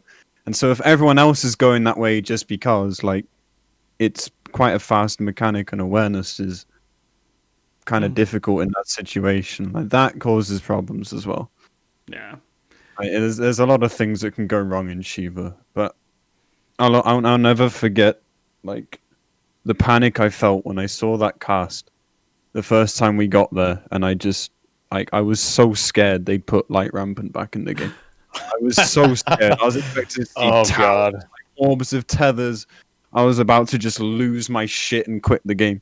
It was, but thankfully not. But it is an annoying mechanic. Like, I get why so much goes wrong. Yeah, it's a little bit rougher than the other ones, and it's not too bad. I know people are tired of Shiva. I know people don't want to see Shiva anymore, and they're just like done. If we have another ice sliding mechanic, I think in the expansion, people are gonna blow up. But I think it's fine. It's fine. I'm frosty. I like ice and cold stuff, so it works out for me. It's on brand. Yeah. So when we actually go into past that, I'm going to ask everybody here, which Titan strategy do you guys use normally? The main one I see is Dwayne, but Aether does the Dark Shadows. It's just flipped. It's basically the same. Yeah. I don't know. Yeah. What does EU do? EU's a special case this tier where both DCs do something different. And it's basically the same thing, just again rotated, because standardization. Why have standardization when you can make things complicated? Right. Like, I'm sarcastic. Yeah. Like, so Chaos does Dwayne. Okay. Light does some, like, bastard version of Dwayne. I guess it's just Dark Shadow. I'm assuming it's just Dark Shadow. Like, I don't know. Like, our yellows are on the left side. Our first blue is on east, and orange is on north and south. So it's really confusing. I don't get how this happens. Like, can't we all just agree on one? It's crazy. They are all the same thing. Like, okay, there might be like a melee positional to be gained here and there from certain strats, but again, it's RNG. So I think like one way or another, there's a chance you get fucked over. My favorite thing at the beginning of this, by the way, is that everyone would put uptime on Titan Junction mechanics. Like they would label it, Dark Shadow uptime or whatever else, and you're just like, of course it's uptime. What's the difference? When are you not hitting the boss? What about the strategy is uptime versus the other ones? But I think it was just a way that people were trying to make it look more appealing. I don't know. Maybe I think someone just wanted to make a joke about Dwayne the Rock Johnson, and then it just kind of got out of hand and became a strat. Yeah, that's exactly I think that's the extent, and that's all the thought I'm going to put into it. Because if I think about it anymore, it's just going to annoy me. So like I don't know who is right, like Chaos or Light. I don't know which one of us is more right. Apparently, the Light strat is like Light exclusive. Like not even JP do it this way. So wow. Who knows, man? But yeah, it is what it is, I guess. Yeah. Okay. But I mean, that one's fairly easy. It is fun to see people just get confused with the blue markers. Like, for some, they're like, they just look lost. They all go to the same spot. They're like, oh, fuck. And they turn around and go to this, they reverse in the exact same time. What I do is I go to the spot the blue would need to go and be like the closest person possible. So no matter what, oh my god, the other person has to go the other way. I've had that happen, but then I had it was a bard or something that just stood on top of me, even though like I was already there as ninja. I'm like, I'll get my positionals. Right. And they got mad at me because the next time it happened, like he just stood on top of me again. We had this whole argument. And I'm like, what are you standing there for? You don't need any positionals. Like, well, you have ninja movement. You can use Shikuchi and True North. I'm like, I'm already there. Like, go the other way. Your physical range, go north. Yeah. Yeah, I stopped worrying about like if it's a tank's priority, healer priority. Fuck all that. Close priority, proximity priority is all it's about. That's it. Yeah. You just go to the spot, and then whoever's not there is going to have to go to the other spot, and that's how I always treat it. And at least that's how I've been most successful.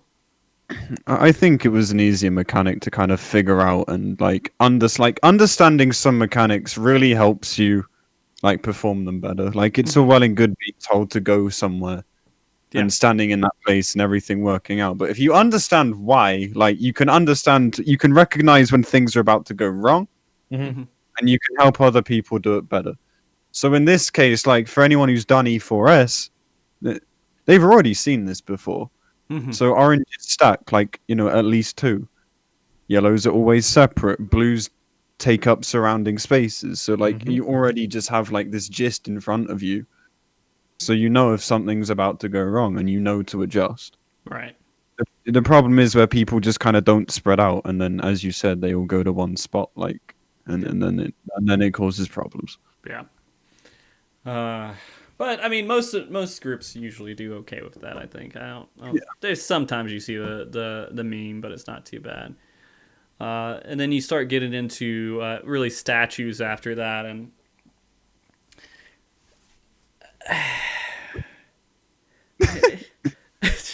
people sound like you've seen some shit. I have. The first time I was progging it, the tank just had like, I don't know when he was turning it, but he was always turning the boss at the wrong time, and so the boss always like cleaved north and south instead of east and west.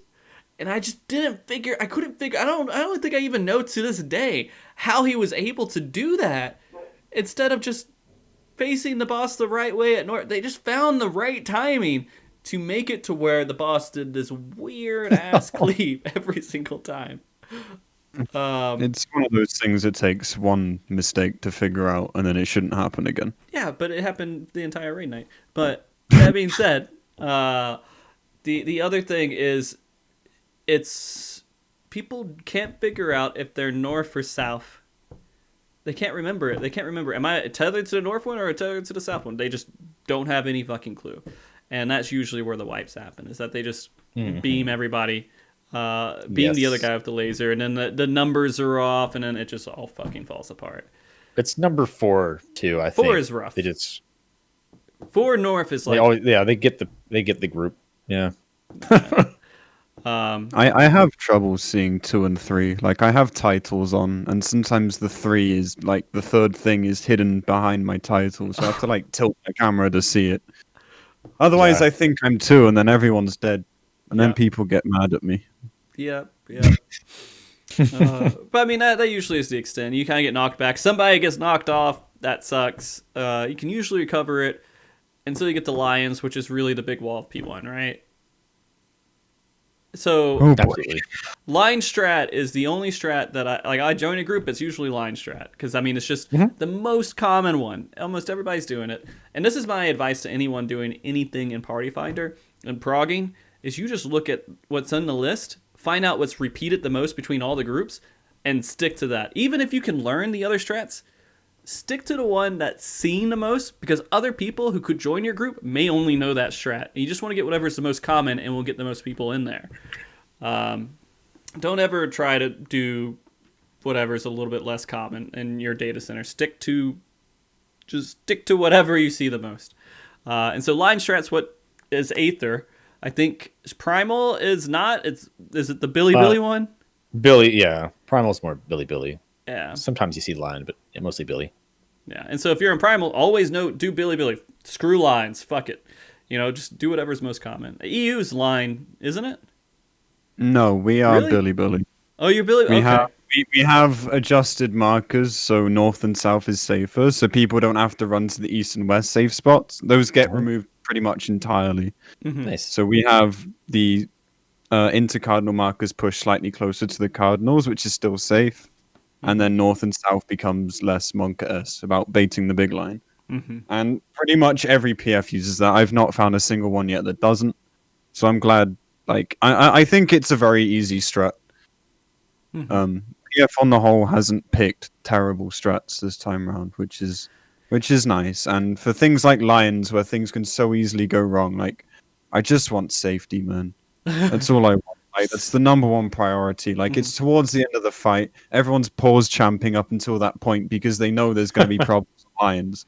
Like, just have a safe strat. Play it safe. I don't care about your uptime in a reclear or a clear party. And then just leave it at that. Like, of course it still goes wrong because someone forgets if they're north or south, or someone doesn't move fast enough to their spot with the tether after the half room cleave. There's a buffalo in there too. Or people get knocked off the edge. So, like, there's still plenty that can go wrong, but just mitigating those issues with a strat that's universal across the entire region is just so much easier. Yeah. I mean, in the end, I don't know. I didn't even feel like... So when I was progging this, before I even entered it, I watched a guide like 20 times throughout the entire fight. I knew everything for P1, P2, whatever I needed to do. So I just could go through this as painlessly as possible, and that still didn't happen. But I'm sure it was better than it could have been. After you get done with that, it's pretty much a simple fight for P1. It's done. The DPS check is there. So if people have died or something else, you might run into issues. And that's really the entire tier. That's the hardest part, is that P1. E12S P1, if you can make it past that, you've pretty much cleared the tier's most difficult part. It feels like a gauntlet. I think that's what I like about it. Like, there's no, like, repetition of mechanics. Like, everything's different. Well, okay, the beginning and the end are kind of the same. But apart from that, like, it's, like, clustered mechanics, but it's always something different. And that's what I like about it. It's kept fresh for longer. Yeah. But the problem with it being is that you always have to go through the most difficult part of the tier to do any prog on P2. Oh. So again, I think it's okay. It's terrible for prog. Like, it makes progging hard, but for content, like, I'm never gonna moan about 5 bosses again. We went so long without that, and like, the replacement of a 13 and a 14-minute boss. It just didn't do it for me. Having 5 bosses just felt so much better. Everything felt more fresh. Oh my god, I'm just reading chat.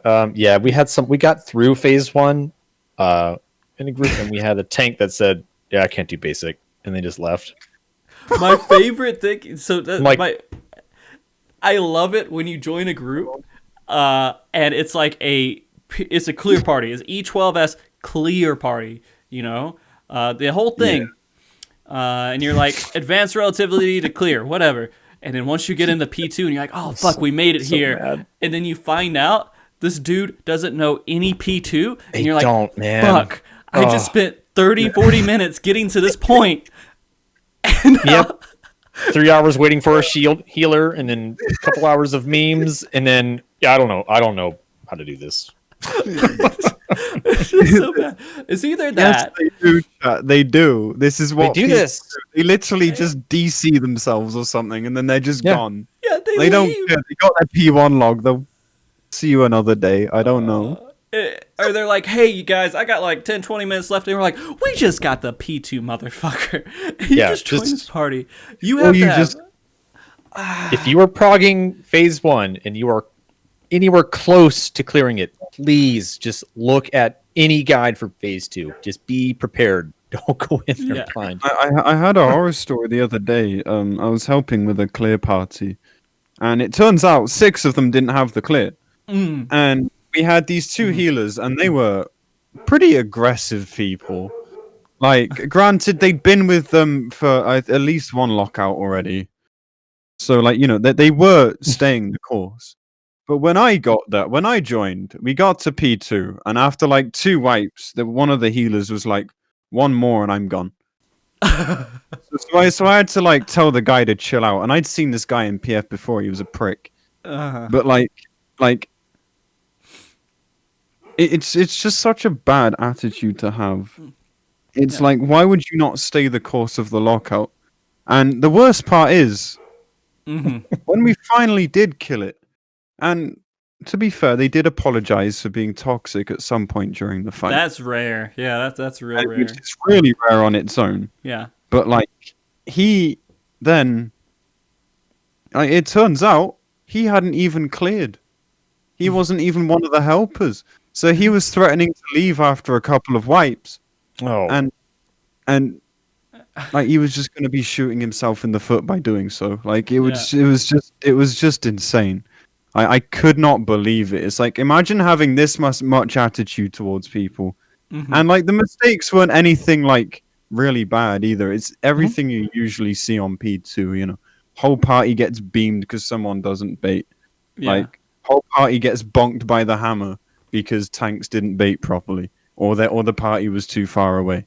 Yeah. Someone doesn't adjust on advance of relativity. We wiped a bad mitigation in terminal, all the usual things. It was nothing abnormal. I don't know. That's the thing with Party Finder, is that you have no clue and no real forced connection. Like, you don't have to interact with these people ever again. So people feel a little bit more okay being shitty, because they're like, whatever, I'll just get a different group later on. And that's where it sucks. It sucks so bad. And that's one of the other reasons, Party Finder wise, that I feel like P1 should have been a little bit easier. Because if you're going to run into situations like that, it's so painful. It's so painful to lose a group after getting P1 cleared.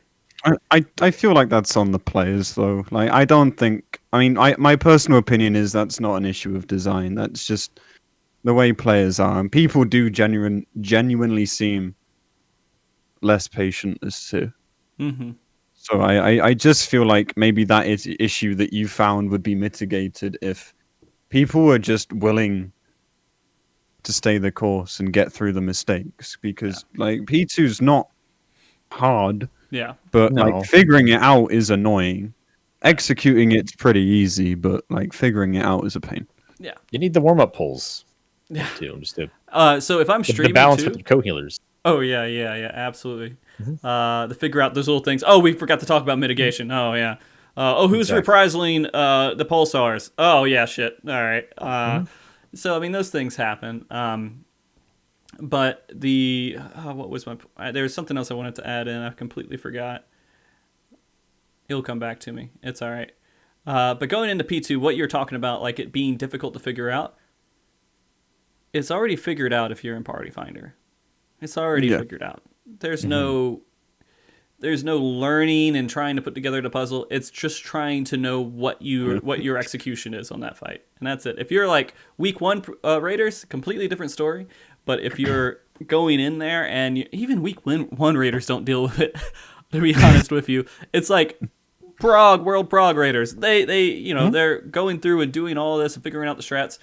Most week 1 Raiders are looking at what strats are out there, and they're applying it as well. So P2 is so easy for the majority of the population because the puzzle doesn't matter after it's figured out. I agree. Yeah. I was gonna say something, but it's gone. So God damn it! We just like, I don't know what this Someone is. take the wheel quickly. Yeah, no, it's completely gone. I don't feel. I feel a little bad about it, but no.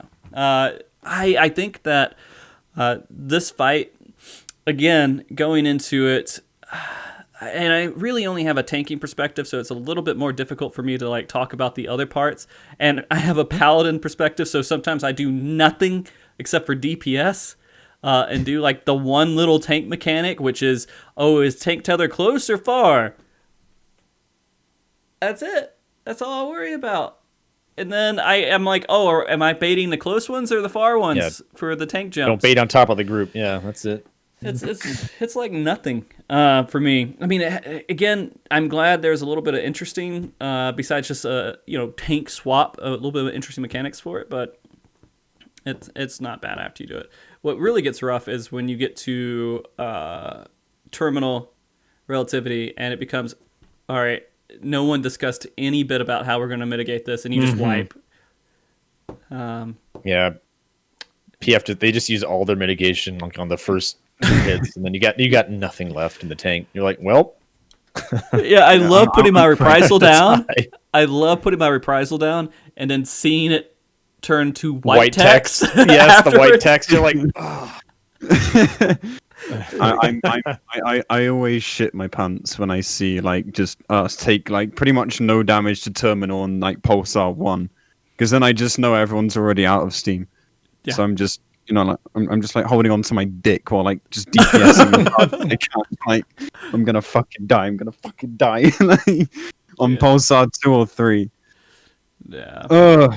It's annoying, and it never gets talked about until it goes wrong. So, you feel like you're just preaching to an empty room if like you try and mention it beforehand. Like, nope, the countdown's already there. Like, nope, we're going. The tank wants to go. Rest of the party's going before you can do anything at all. So nothing gets talked about. Yeah. What else did I run into? I think there's a lot of issues with advanced relativity with people standing in the right spot and facing the right direction. But the knockback. Oh, this is my favorite part. Actually, it was right at the beginning of P2, and the stack and knockback. I don't know what it is, but the knockback where you're supposed to stack or spread, people just can't figure out what healers are like. No, we stand back. I've had so many groups where healers are just like, we're not going near the boss. And melee, of course, is like, fuck that. I'm going to charge right in, gap close. Yeah. And people just die. And there's always an argument afterwards. I'm like, how hard is it to just figure out, move up, be max melee, and just make it work? Right? That's it. Even with the stack, it's hard enough. Like if you're missing a heal there. Yeah. Going into it. It's just... that's where I see a lot of fuck ups, is right at that beginning part. The other part is when it's spread and the melees and the tanks just can't get it figured out. Well, I think there's like a fifth person in there that just wants to crowd the middle. Yeah, and you have double melee and the tanks. It's like you're standing in my spot. And I wish Arthur's were here, because we had an example of that recently where we had a white mage just crowding the melee. He stood there. And he did that multiple times, and I had to ask him, like, can you just take a couple steps backwards? He's like, but my glares. I'm like, I don't care, man. Just please walk away. You're gonna get yeeted. Like I tried to like wiggle around him, and he was still too close, and he got yeeted every time. Yeah. You'd think people learn. Like you'd think common denominators exist to people. It's like when the same thing is going wrong, and like you're the one that's dying, like the chances are it's probably you. Like, at least in this case, like sometimes it's someone else, but sometimes it can only be you. And it's like, dude, just swallow your pride. People are going to be less mad if you just say, okay, sorry, and do it. Like, stop this like egotistical approach where you are always right. It's annoying. It just angers people more because they want to get on and prog or kill or whatever, and you're just getting in people's way. Yeah. It's honestly crazy. Just listen to people. One thing that I have had fun with, speaking from a point of gap closing, is that it's so much fun to hit the gap close at the exact right point to where you don't get pushed at all, and you have so much free movement. Because if you can do it just right, as a tank, I can always run to the north side of the boss, and the melee is just like, well, the only way that I could fuck this up is running into the tank, right? It's so obvious that I'm just all the way on the right side. The second part is if it's like stack up, I have so much time to hit the boss, run to the healer, and just figure out what the fuck they're doing, then move forward. And I figure if anyone's having trouble with that as a gap closing perspective, master that like gap closed where you barely get pushed back because you have so much time after it to correct issues. It's the second tick. You can hear a clock ticking. It's tick, tick, and then is it hit your gap? Okay, listen for it. Yeah. I'll listen for it next time. But second tick. And then I think, what was it? It was no, it's advanced relativity. I was talking about that earlier, and I meant immediate relativity. But advanced relativity, people can't figure out what groups they're in, but there's such a simple way to handle it. You're group 2, you just look to the south side, and if you're group 1, you look to the north side, right? That's it. Right? It's Should be. 3 patterns of movement. Yeah. Depending on what you have. With like the weird bit is the adjust, but we did this in E8S with Worm's Lament 2 as well. Like it's not that hard. Mm-hmm. Yeah, you have. It's just three patterns two with people, a possible adjust. 2 people have to think a little bit harder. Usually it's the ranged. You just like, do I go north or south? That's it. But people just mess that up so often, and it's I don't know. After a while, it doesn't seem like there's any excuse for it. But then I start to go back and think about when I was progging it the first time. I'm like, well, it did seem a little bit more intimidating, right? I guess the first time I did it, but when you're doing week 2 clear, you're like, what the fuck? Not week 2, I'm sorry. Week 3. Understand it. Like, you don't have to understand the mechanic to know if you get this pattern of debuffs, you do these 3 spots of movement. Oh, yeah, yeah. This pattern of debuffs, you do another one. Like, you don't have to know how it works. Yeah. Which kind of saddens me in a way, but at the same time, like, you see people, like, fuck it up that badly. Over and over, you know, not just a brain lag, but, like, every single pull. Yeah. But I mean, that's pretty much it. After you get through E12S, I think this is what happens with a lot of people, and this is kind of where the discussion leads a lot, is after that E12S clear happens, you stop logging on for Raid, because it's just so exhausting. For people who don't stream, right? People who don't stream, and they're just wanting to prog through the tier and clear it. I can only imagine you're like, I've completed this, and then you try maybe 1 or 2 weeks afterwards. You're like, all right, let me get my re-clears. Yeah. And then you just go through all the pain of Party Finder and getting re-clears, and you can't get on right at 3 a.m. to do it. And so you go later on, and it's just a complete mess, and you're just like, you know what, fuck it. And you're done with the tier. And that's the issue I think a lot of people are facing, is that the re-clears are so rough, it's just not fun to go through it every week. Unless if you're streaming and then you're like, look at this fucker, and that's like your content. Yeah. I think some would call us mad, but it's like it's an entire different dimension streaming it. It is. And I me personally, it also motivates me a lot to do different things with it, like with like alt job, savage practice and such, just like making new goals and striving for those instead. Yeah. As well as we mentioned about just helping in general. It's just a nice feeling, and it's practice for you, and it's just good fun. That's what I did last year. Yeah. I wanted to try different roles. So I did like melee, tank, I did healer, caster. So now I've actually almost done the whole tier on Bard. But I'll go back through on Red Mage and Astro. Nice I'm doing it on Astro, right? I'm trying to do it on Astro right now, and it's fun. I don't know. Yeah. It's just so much more fun to like experience and learn the fight and try to like piece together all the mistakes everyone else is doing and try to make it work. I'm enjoying it. I probably won't heal in the expansion because it's going to be oversaturated with sages everywhere. But I am playing Astro, so technically, you know, it might work out that way. It'll be fine. But tanking is probably going to be a little bit short, I think, in the expansion, at least on the first tier. If it doesn't get changes, I think it's going to be just as boring. No, yeah. Unfortunately. It is. But for me, it's just whatever Party Finder needs, and that's what I want to play. Because I just want to get in groups and be in and do stuff. So, there was one thing that you mentioned to me, by the way, that was particular about EU, is that they're pretty, I don't know, for me, my experience at least, no one cares about the double melee anymore on NA, but apparently they still care in EU. Oh boy. Llama, you haven't had like a lot of that, right? Where people care about double. No. Where do I start? Like, okay. So, thanks. Are they requiring it? Like, okay. Yeah.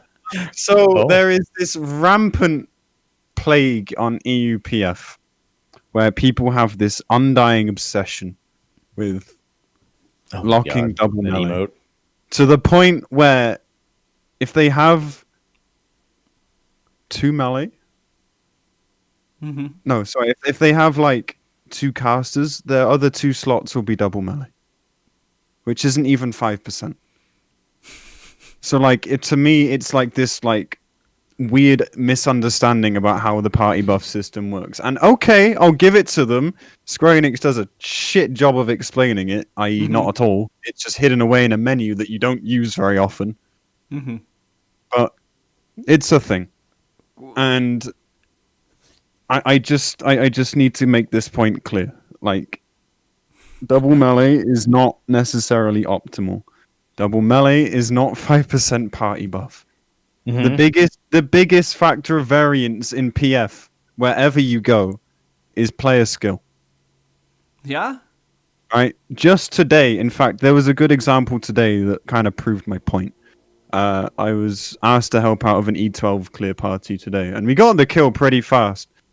I felt kind of bad. It was my first time doing Dancer on E12, but, you know, I made it work. We were triple ranged and 1 caster, and P1 was dead on the tank bust, the last tank buster, and P2 was dead before the 3rd pulsar. Now, obviously, gear makes a difference, but unless you've got player skill, that gear doesn't matter. Like, if you can't play your job, it doesn't matter how much gear you have. Like, adding 0 to 0 is still 0. It's true. So, like, I just need to make this clear that in PF, you have 1 melee, 1 ranged, 1 caster. The 4th slot can be any DPS. Any of those roles. That is 5% party buff. And that is all you need. Yeah. Please stop banning double ranged as well. Like, I get it. Yeah, us physical ranged are useless. I understand. Like, Square Enix really hates us. I get it, man. Wow. But please stop banning double ranged. Like, it's so dumb. Like, I just don't understand. Like, if you get someone who can play their job, that's all you need. And it's like it just drives me crazy. Like, I know it sounds like I'm almost like on my knees begging, and maybe I am, you know. Well, I mean, like, it makes... EU is just so plagued by it, and you see it everywhere. As I said, to the point where they'll ignore you if you message them and explain why, or like ask if you can join on something else. They will lock it to the point where they have 4%, and it's just a plague, and it makes filling your party slower as well. Like, it's actually insane. So. That's nuts. Yeah, we don't run into that on NA at all. No, I don't know. I need that last spot open. I'm like, we just need people. Yeah. So that's actually pretty interesting to hear.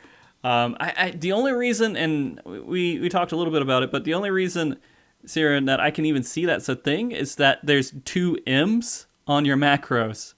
Yeah, so like there's a few excuses I've seen. Like, one is the obvious, the macros. Apparently ranged and casters are incapable of doing melee positions. Which, okay, yeah, some people are can't adjust to the point where they'll pre-lock positions in their PF description because they can't adjust. And if they don't get that slot, they'll leave. And I've seen it happen. I've seen it happen so many times. Can I have R2? No, left. Yeah. Like, it. Oh my god! Like, they won't. Like, seriously, they can't be R1. They have to be R2. They've only learned this I'm out of not the arena. Yeah, I'm not kidding. If they can't have their intercardinal, they're out. They'll find someone who does. They don't care if it takes 2 weeks to find it. They'll find someone who lets them have their position. That's their marker. That's their marker. That's their side. Yeah. So macros is one. Another one I've heard is Astro cards, and like, okay, I get it, but it's a clear party. Like, it's lucky to get an Astro card in Party Finder. Wait, really? Like, if they don't get cards, they complain? I don't know. Not like, as in, like, people have the excuse of double melee because it makes it easier for the Astro. Okay, gotcha. So I've heard that one as well, and I've also just heard a lot of people just saying that double melee is best. Like, people were doing this on Warrior of Light as well, which was a very melee unfriendly fight. But people were still locking double melee because somehow it was better. which was just Well, I think not true. Like, if you had two incredible melees, maybe, but then that could be said for any of the roles. yeah. So I don't know. It's pretty stupid. That is a very stupid way to look at it, where you need double melee. I understand the point of, hey, mechanics are thought of when they build fights, two close positions that would be melee spots and two ranged positions. But the beautiful thing about ranged is they can go wherever the fuck they want to. They're not. They can be close to the boss. They can be far. You don't get you don't get a weird debuff for being too close to the boss with a gun or a bow. Right? I mean, I've seen people butcher. You should hit harder, right? Like, I'm not gonna claim that all physical range players are like oppressed or something insane. Right. Like, yeah. I just people just underestimate the value of player skill. Basically, So- people just underestimate this fact that someone playing their job properly is going to do more damage than something that you would prefer to have but doesn't do it at all. And another point is mitigation as well. Like, okay, Monk has Mantra. Like, that's pretty useful. But Feint has limited uses this tier. Apart from autos here and there, busters, I think E11's elemental break, like the actual protein hit, is also physical. Like, having another ranged or another caster is an extra, like, 10% for 15 seconds or another addle for 10 seconds. Like, it's... Yeah. I don't know. It just drives me insane. I mean, I guess another way to kind of explain why it's a little stupid is, how many melee jobs do we have? We have like 4, right? 4 melee jobs? Yeah. Yeah. And we have 6 ranged jobs? Yeah. It's okay to have one of the melee and then 3 of those spots open up with ranged players, whether they're magical, physical, right?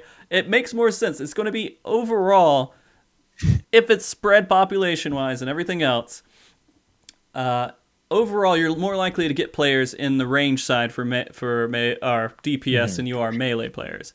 But I don't know. Maybe the populations don't work out that way. But in my head and how I think about it is that there's more people that you could get in your party finder if you open up that third spot to be literally whatever. I think so too. And as time goes on, like, if we predict that PF is going to become less active because more people are going to clear the tier and then just stop, maybe take a break before the new expansion, things like this just aren't going to help. Yeah. I think the 2 chest stuff's going to go away and it's just going to be prog groups. I think that's probably the worst that we will see. But I think prog groups are going to be there all the way until the expansion. People probably want to clear. Oh, absolutely. Yeah. Yeah, I mean, they'll unlock the loot eventually anyway, so anyone can help anyone and jump in, which will be nice. I guess that would be 5.55? 5.58? I don't honestly. Yeah. I mean, I hope so too, but yeah. Yeah. So we've been going for like a little over 2 hours, and Arthas isn't even here. Yeah. So I'm sorry for everybody who was expecting Arthas to be here. Dead, Jim. Yeah, I don't know. I think he's just gone. But it's okay. It's fine. Arthas, I'm gonna give you a lot of shit for this later on. I'm gonna give you so much shit for this. But you know what? We've done fine so far. We've done fine so far. I think so. And I think there's a couple more things I want to talk about. I do want to open it up a little bit for questions. I don't know how many questions we can get through, but if you guys want to ask some questions, we can try to answer them here. So let me go ahead and throw that up there. We can talk about them before we get off the show. I'm gonna go pee like very, very fast. Go do what you got to do, man. Me and Llama, private time. What's up, buddy? Okay. How you doing? How you doing? Great, good? Man. Oh man, let's shit talk EU now that EU's out of here. Doesn't EU suck so much, man? Yeah, that's the worst. I'll never make an alt there. Yeah, why would I ever have an alt over an EU? They're just a bunch of loser. It's actually the only place I don't have an alt. EU is like they at least have macros, which makes them 10 times better than A. PF is dead there. PF is dead. Yeah. Oh, Jesus. It's so sad. It's so sad. I don't know why there's such an adverse react. You know what? If they could make macros in NA have like little what's the God. right word? I'm looking for the right word. Like waifus. They had little waifus all over like the What? background. Oh, like a gotcha? Okay, Yeah, little you put Genshin gotcha. Impact Yeah, markers or yeah. something? You like Okay, put in all like right. you know how people make the ASCII graphics or whatever. What if Sure. you like put like in there somehow little waifus around the mechanics, and then NA might start using it. I tried really hard to just throw down some macros last year, and I had to give up because what would happen? It would be like some of them would read it, look and like pick a spot, and they'd be okay. They're like, all right, let me just digest this real quick. And then you get someone that just ignored it and I'll just do party finder strats, and then it's like we'd waste 10 minutes, and then we'd have to do the markers. It's like, can we just do markers? And then someone would just leave. And I'd even put in the party description, like, please, macro only, read the macro, pick your spot, like in all caps. But of course, that involves reading. So they didn't read my description and they didn't read the macro. And then the best example I had was when I asked this person to read that. His response was, I just don't. I'm like, we don't what? Read? Yeah, I just don't. I'm like, okay. And I think from that point on, it's like, well, I'm going to be an uphill battle.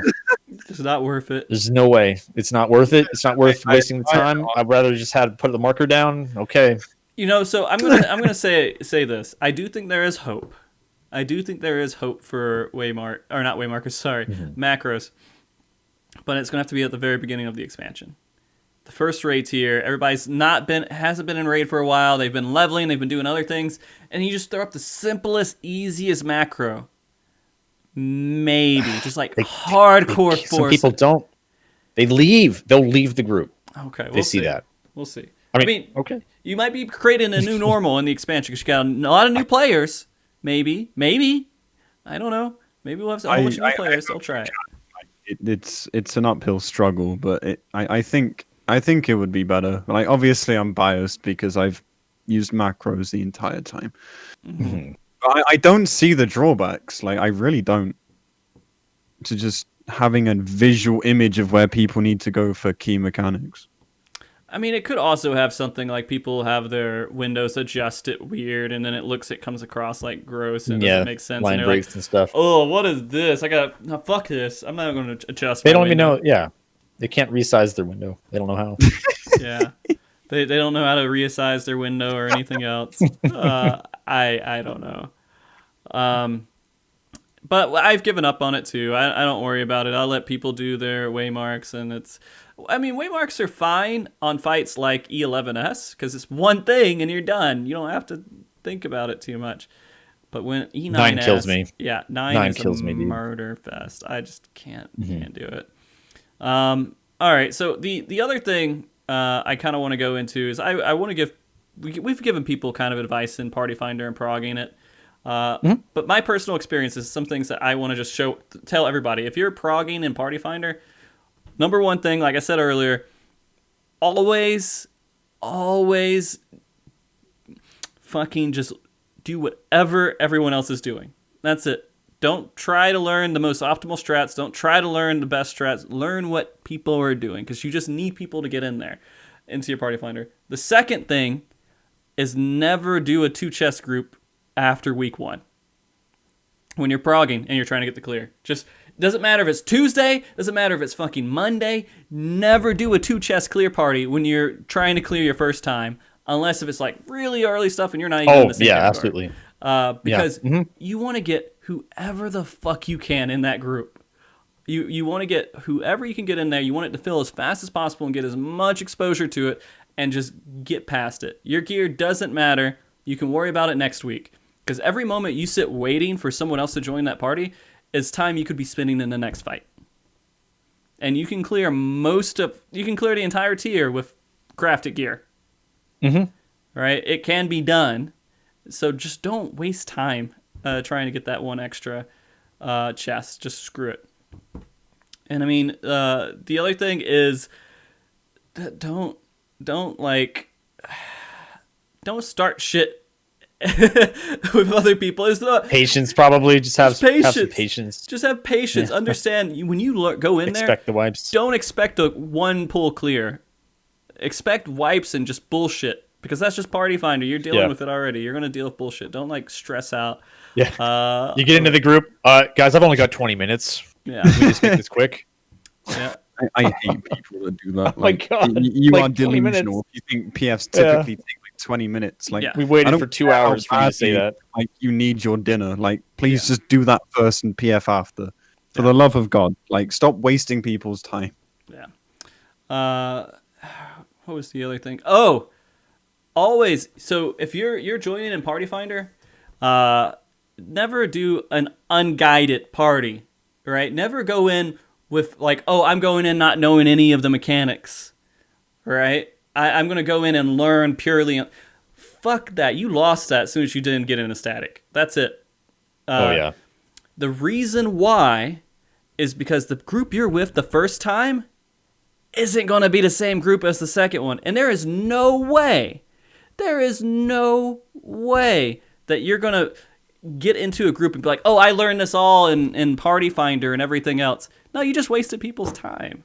That's all you're doing. Because you have such a mix of people joining in there that they've seen guides, they haven't seen guides. Mm-hmm. You're never really going to get, oh, I went in there without looking at a guide and cleared it. You're just wasting other people's. Just look at a guide and learn as much as you can before going in there. If you're going to prog in Party Finder, I mean, you sure do the first one. Like, go in there, be like, oh yeah, I've never seen this fight. Yeah. I'm going in fresh prog. Sure, pull without looking at anything. See, like, okay, cool, and everything else. But don't. Go ahead. You should join those. I mean, if you want to, just for the fun of it, definitely join a group where everyone is agreeing. Yes, blind prog. Let's go in there. Like, have fun with it. Sure. But you're wasting time. Because in the end, you're going to look at a guide somehow to figure out the mechanics. You're not doing this. No matter what, you're going to look at a guide. Someone's going to read the guide for you in chat, right? Mm-hmm. You're acting like you're going in and seeing these. You're not having that same experience. Someone's telling you what the guide is telling them. You're not. Mm-hmm. You're not going in fresh. You can do it. Sure, go in there for fun and everything else. But in the end, you're just wasting time. I get it. If you want a group that goes in and learns the fight, you have to find 7 other people that agree to do it and go forward with it. You can't do it in Party Finder. And that's my perspective on it. And I understand it is fun to just go into a fight and be like, oh, these mechanics are new. I mean, sometimes you can do it, but you're never going to have that real experience unless you have 7 other people. It just doesn't work like that because they're going to influence it and they're going to say, oh, well, this is how you should do the mechanic, and then you do it. So, okay, that one, and what was the other one that gets me? Don't say Discord required. Fuck you. It's just a red flag that I'm not going to join your party. Everything that you do. I don't want to join your little voice orgy. Yeah, no, I don't want that. If you see that, I'm like, I'm never going to join that group ever. I skip it like immediately, and I don't look at it. I think it's a deterrent for people that just want to help too. Yeah. Like I probably wouldn't join a PF if it said Discord required. If they kicked me or something because I didn't join, it's like, well, yeah, you're gonna miss out on a good player, I think. And always have learn what the acronyms are, abbreviations, whatever. Learn what all the things are, and if you make sure that's in your description for Party Finder, because if you don't, people may not join because they don't know what the fuck it is. Because they're like, it's a risk to them. It's just like, I could join and it could be an uncomfortable strat. I'm just not going to do it. They have to have a clear cut. These are the strats that you're doing, and make sure that they're the most common strats that everybody knows. Again, don't do weird strats your data center doesn't do. But that's my 2 cents. There's probably some other things I can think of. I don't know if you guys have any other. If people want it, the prog and Party Finder, what they should be doing. I think that you covered like what I would say. I mean, absolutely. Just get your that duty complete out of the way. That's huge. That's it. Mm-hmm. Don't waste time. People really underestimate the value of a book. Like, it adds up over time. It's a currency that sticks with you. It's you get your gear eventually. Just be patient. Just pretend you roll like me and you lose all the time. Yeah. You lost. Yeah. every time you don't get a clear, while you're learning and progging, you don't get experience on the next fight, and it just delays it. And eventually, you lose weeks of chest because you're wasting time trying to get a 2 chest when you could be just getting the clear. Because you get the 2 chests the next week. You just join 2 because you have the duty complete that you can join in and everything else. But it's dumb. All I'd really say is just communicate. Be honest. If you're not up to a party's point in prog, don't join that party unless you've got a good idea of what you're doing. If something doesn't make sense, if like things are getting confused, people are dying because of confusing like wall and boss relative, for example, speak up and sort out the problem. Stop banging your head against that wall, quite literally. It's not going to get you anywhere. It's a fear of getting kicked, I think. Maybe, but like, I mean, I don't know about anyone else, but I'd personally be less mad at someone for being honest and saying, "Same. Can you say that again?" or something. Yeah. Over someone that just explain. fucks up over and over again and just stays silent, like that just makes me wanna leave, like, or kick you. Like, it's just annoying. Yeah. And the other thing, please stop putting like 3 wipes equals disband in your PF description. Know what you are doing. Like, please stop this. Stop this high DPS equals kick. You look like you want to get carried. Yeah. Like, what if your 3rd wipe was an enrage due to an unfortunate death? Then what? You just gonna disband the party? I don't think so. I'll give it one more. That sounds like you've got a good chance of clearing it. Like, just stop with these like ultimatums and PF descriptions. It's just annoying. Just play it by ear. See how it goes. I will be on the opposite. I'll be on the opposite side of that and say stop putting leave the salt at the door or, you know, good friend party here, because a lot of people see that and they get it pretty much. So I understand it. Like, you had a lot of really aggressive parties where you go in and people are just assholes and you just want to cut as much of that as possible out. But then what it kind of turns into is a group that stays in a safe bubble that doesn't allow criticism. And they're like, leave the salt at the door. Oh, can I tell them they're doing something wrong? Right? Because we don't want to cause any conflict. We just want to say, hey, no, this is wrong. You have to have some of that banter. Like, if someone says, hey, you fucked up, I'm like, okay, how did I fuck up? And it was something you fucked up. Great. But if you're like, leave the salt at the door, you're stopping like that interaction that has to happen where people aren't always going to be, they're not all well versed and studied in customer service, right?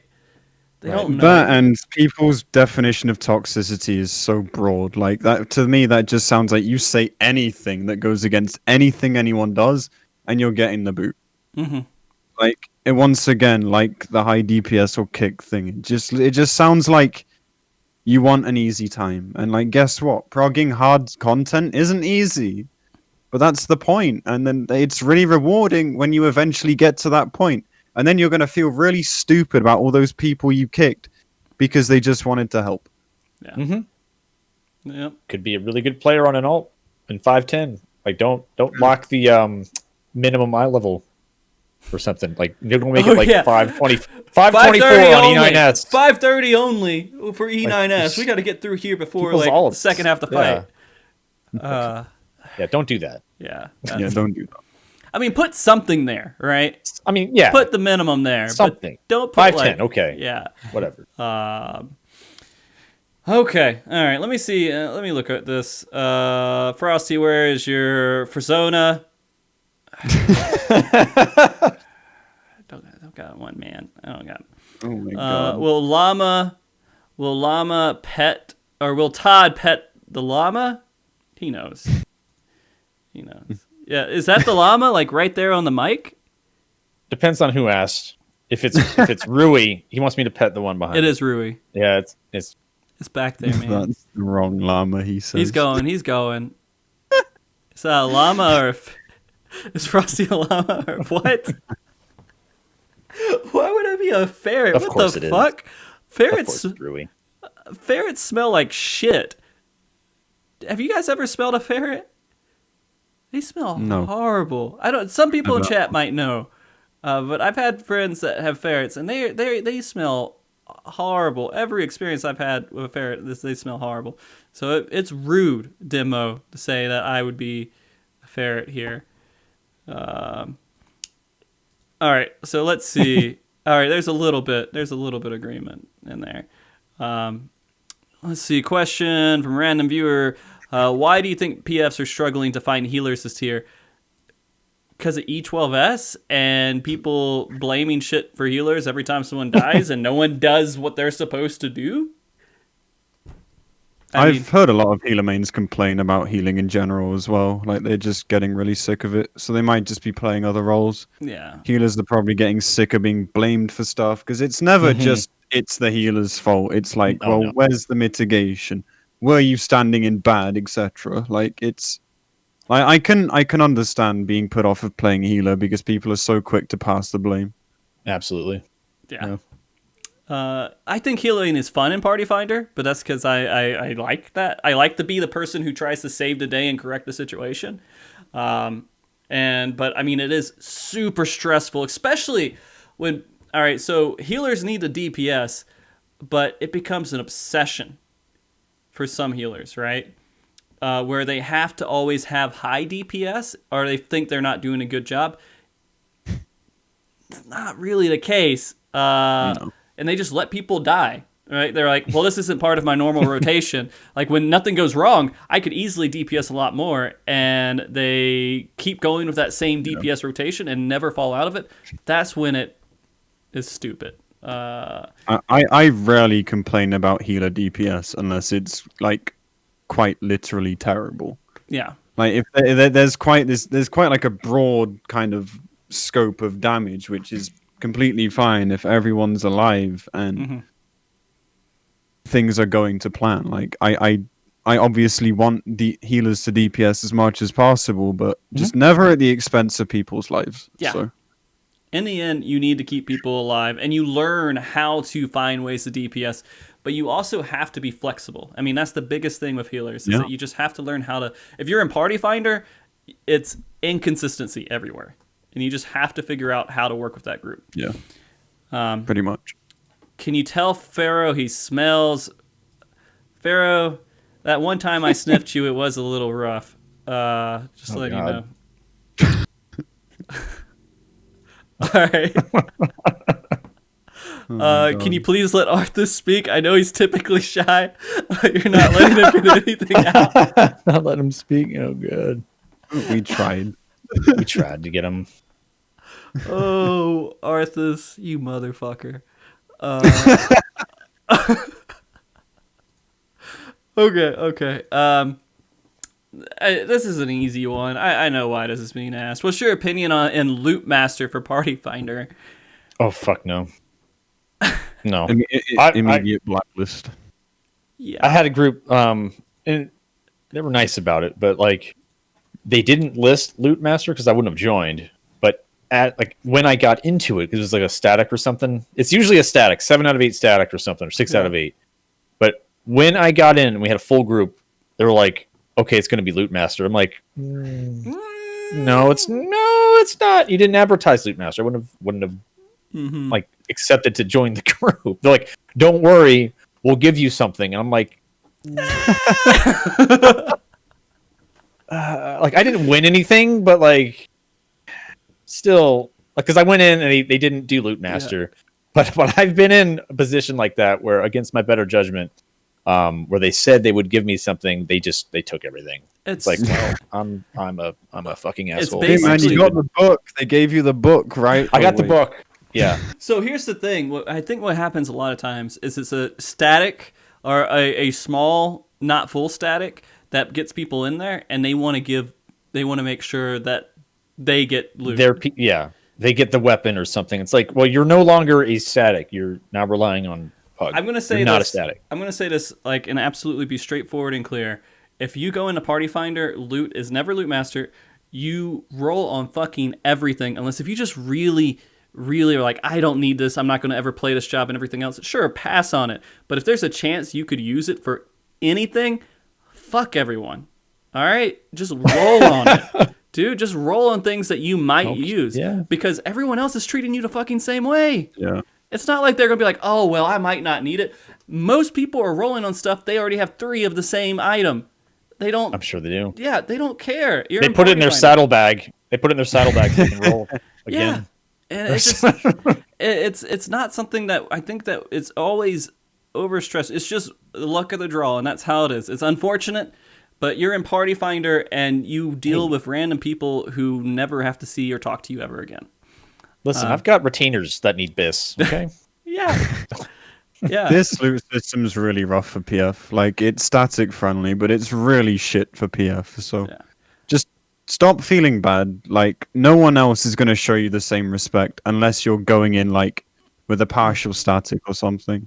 Yeah. Or with a few friends. But even then, like, you're in PF. It's every man for himself. Just don't worry about it. Just roll. Every once in a while, yeah. And so there has been times where I'm like, all right, I already have the boots here. I already have it on my healer. I'm never going to use it on anyone else. Fuck it, I'll pass on the boots. And I don't care. But if, like, for example, there's a situation to where I could use those boots, and it's not best in slot, but it's better than my crafted gear, all right, fine. I'll take it. It's totally fine. It's an upgrade. And so, or if it's for an alt, sure. But, I mean, if you're never going to use it, sure, pass on it, be a good guy. You'll get brownie points with that group. That's perfectly fine. But in the end, you should be focusing on what you need because it's you.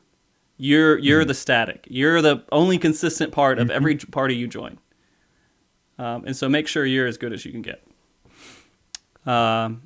So let's see. With the current timeline of 14, do you now feel free to branch out to variety streaming? Oh, Final Fantasy 14 streamers and variety streaming. I'm now doing one variety day a week where I'm playing games that have been requested by viewers. So we're doing Nier Automata every Wednesday now. That's good. Yeah. And it's a fun game and it's nice. Like, as much as I love playing FF and I don't see myself stopping anytime soon, like it is a nice break and it's a nice just kind of change of pace for one day a week. So Yeah. I switched, like, when Party Finder is completely dead, like, we've switched over to, like, Minecraft or recently Valheim. It's been fun. But I haven't had just a committed variety day, though. That sounds cool. Yeah. I mean, it's fine. If you hit your goals and everything else that you want to do, people who, you know, depend on that money as well from streaming, it's such a pain to go variety because 14 community wants 14 content. They normally don't care. Even they prefer you trying to get a house more, just sitting there right-clicking trying to get a house for 8 hours more than they do a different game. And that's just how it is. All right, so let's ask this one last question here before we start wrapping up, because I do have to be somewhere here in just a little bit. Sure. This kind of goes in with one of the questions that we didn't go too much into, which is horror stories. They're asking, what is your worst Party Finder experience? I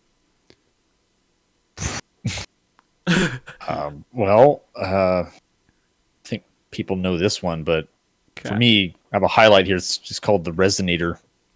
It's a classic. I've seen And this word in chat a few times. I don't really get it though. But explain it to me. I don't know it. Yeah. It was during E6S. If you remember that, like, it's Garuda Ifrit, and very early on in the fight, right? That first blue AoE, the knockback, like right after the Pharaoh Storm or whatever. I had requested that the tank just move north a little bit before that blue AoE goes off, because you have to hit anti-knockback and it gives people more uptime. Plus, there's no chance of dying because you're not, like, the whole party's not going to be on that spot. Just a couple steps north. That's all I asked. And he didn't do it. So we had to wipe. And then he asked in chat, he's like, I want to join your Discord. I have some things to resonate with you. And like those were his words. And like, he wants to resonate with us? I'm like, okay. And I was streaming. I was like, all right, hopefully he doesn't just come in here saying crazy things. But oh my God, the guy was angry. Like, and that strat I was suggesting was something that was meant to fuck with pugs, and he couldn't believe that I was asking him to do that, just to move the boss north. And he gave me like all sorts of shit for it. And I stayed calm. I didn't like yell at him, but I couldn't believe it. And then he left like after he spoke his piece. And he's just like, well, it's like, you're just fucking with pugs. I can't believe you're asking me to do that. Like these archaic, like descriptive things that you're trying to say, like move the boss north. Like, what is that supposed to mean? I'm like, well, just move it. Like, what are you asking? Yeah. Oh my God. Like, you'd have to see that. It's okay. I'll link it to you. Okay. Siren, do you have one? I'm racking my brains, but I can't think of anything in particular. Honestly, there's just been so many cases of people with their heads so far up their own arse that they're just gagging on their liver. Like, I'm sorry, I can't think of anything in particular off the top of my head. I'm sorry. Fine. It's kind of a blur for me too, to be honest. I've got a recent one. Another recent one. It's E9S. It was, and it's relevant because one, I did not join the required Discord, so they were talking shit about me. And two, I ended up getting kicked from this group because they discussed among themselves that I was the lowest DPS and I was the problem. And of course, I had my Excel spreadsheet going, so I knew who was having the most DPS. I was up by at least 4 or 5K. I was at the top next to some Dragoon or something. They kicked me after a couple of wipes, and the Paladin messaged me. I guess he was in the call, and he's like, man, they're talking so much shit about you, saying you're like the worst player and you have the lowest DPS. And he's like, I can't believe it because I know like you're really good. So, like, are you serious? My response would have just been, why didn't you tell them? Like, I think he did, but they were just laughing, having a laugh at me. Like, okay, all right, man. Well, good luck. So I'm going to be honest. For me too, it's just all kind of a blur. I can't really think of too many off the top of my head. I think, but one of the ones I did hate the most, it stands out a good bit. It's just my interaction with another tank in E10S, like where I type out, okay, how do you want to do orbs? They say nothing. And I just like, okay, what are we doing for wall? And they say nothing. Then all of a sudden the fucking countdown starts. And I'm just like, what the fuck is happening? We have no clue what we're doing.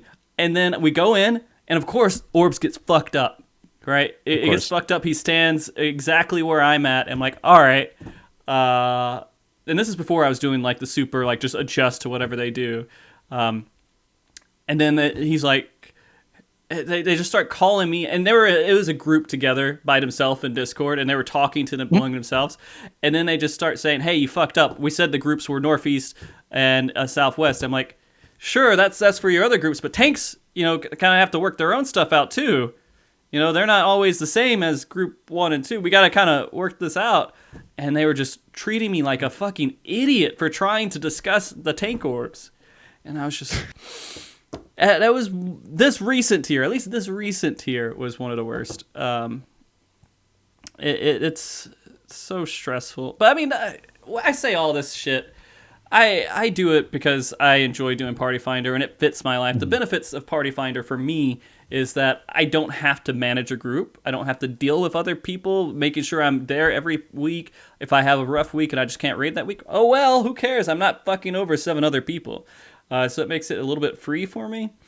I deal with all this bullshit about progging and Party Finder because the pros to it just work out better for my life in the long run. And I'm not able to like throw 16 hours a day week 1, and so it kind of makes it that bonus of never having to really worry about raid again after week 1 doesn't really work for me. And usually I'm doing world prog tracking at that point too, so it's like there's no way for me to overlap that. But man, I don't know why I'm thinking of this, and it's not completely relevant, but I'm just going back to my days of leading a static, and we needed to fill a caster, and we were doing tryouts and everything, and my wife was with me, and of course there's all the memes about like couples in a static, right? And sure, I guess that some of that could have played in with it too, but we were trying them out. Did you have the same last name in your character? No. Oh. She was a healer, I was a tank, that kind of setup.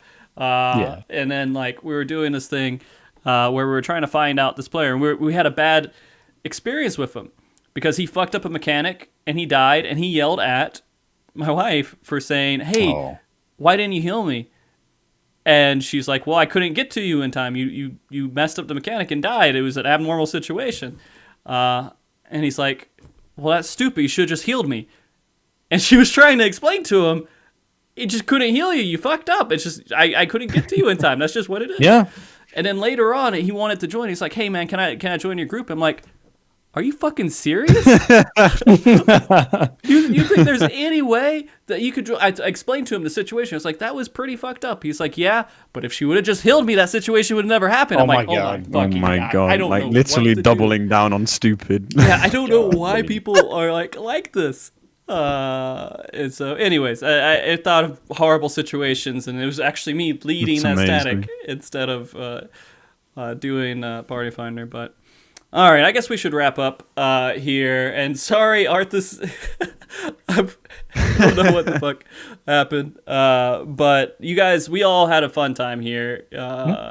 Siren, this is our first show on here, but it was a pleasure to have you on. And I didn't know much about you because I don't get to watch a lot of morning streams, so I don't get to see a lot of that. So I'm glad I got to kind of meet you and get to know you a little bit more. And you seem like a cool dude. He's a good dude. It's been a pleasure, dude. It's been so much fun. Thank you. Yeah, of course. Thank you for inviting me. I'll probably get you on some more if you're up for them, just to help us with more EU perspective stuff. Absolutely, yeah. But as we end the show, I always like to make sure there's a moment where you can kind of do... say any last words you want to, do shout outs, do whatever you want to do, tell people where they can find you, all that stuff. So go ahead with that. You're me first, Todd. Yeah. You what?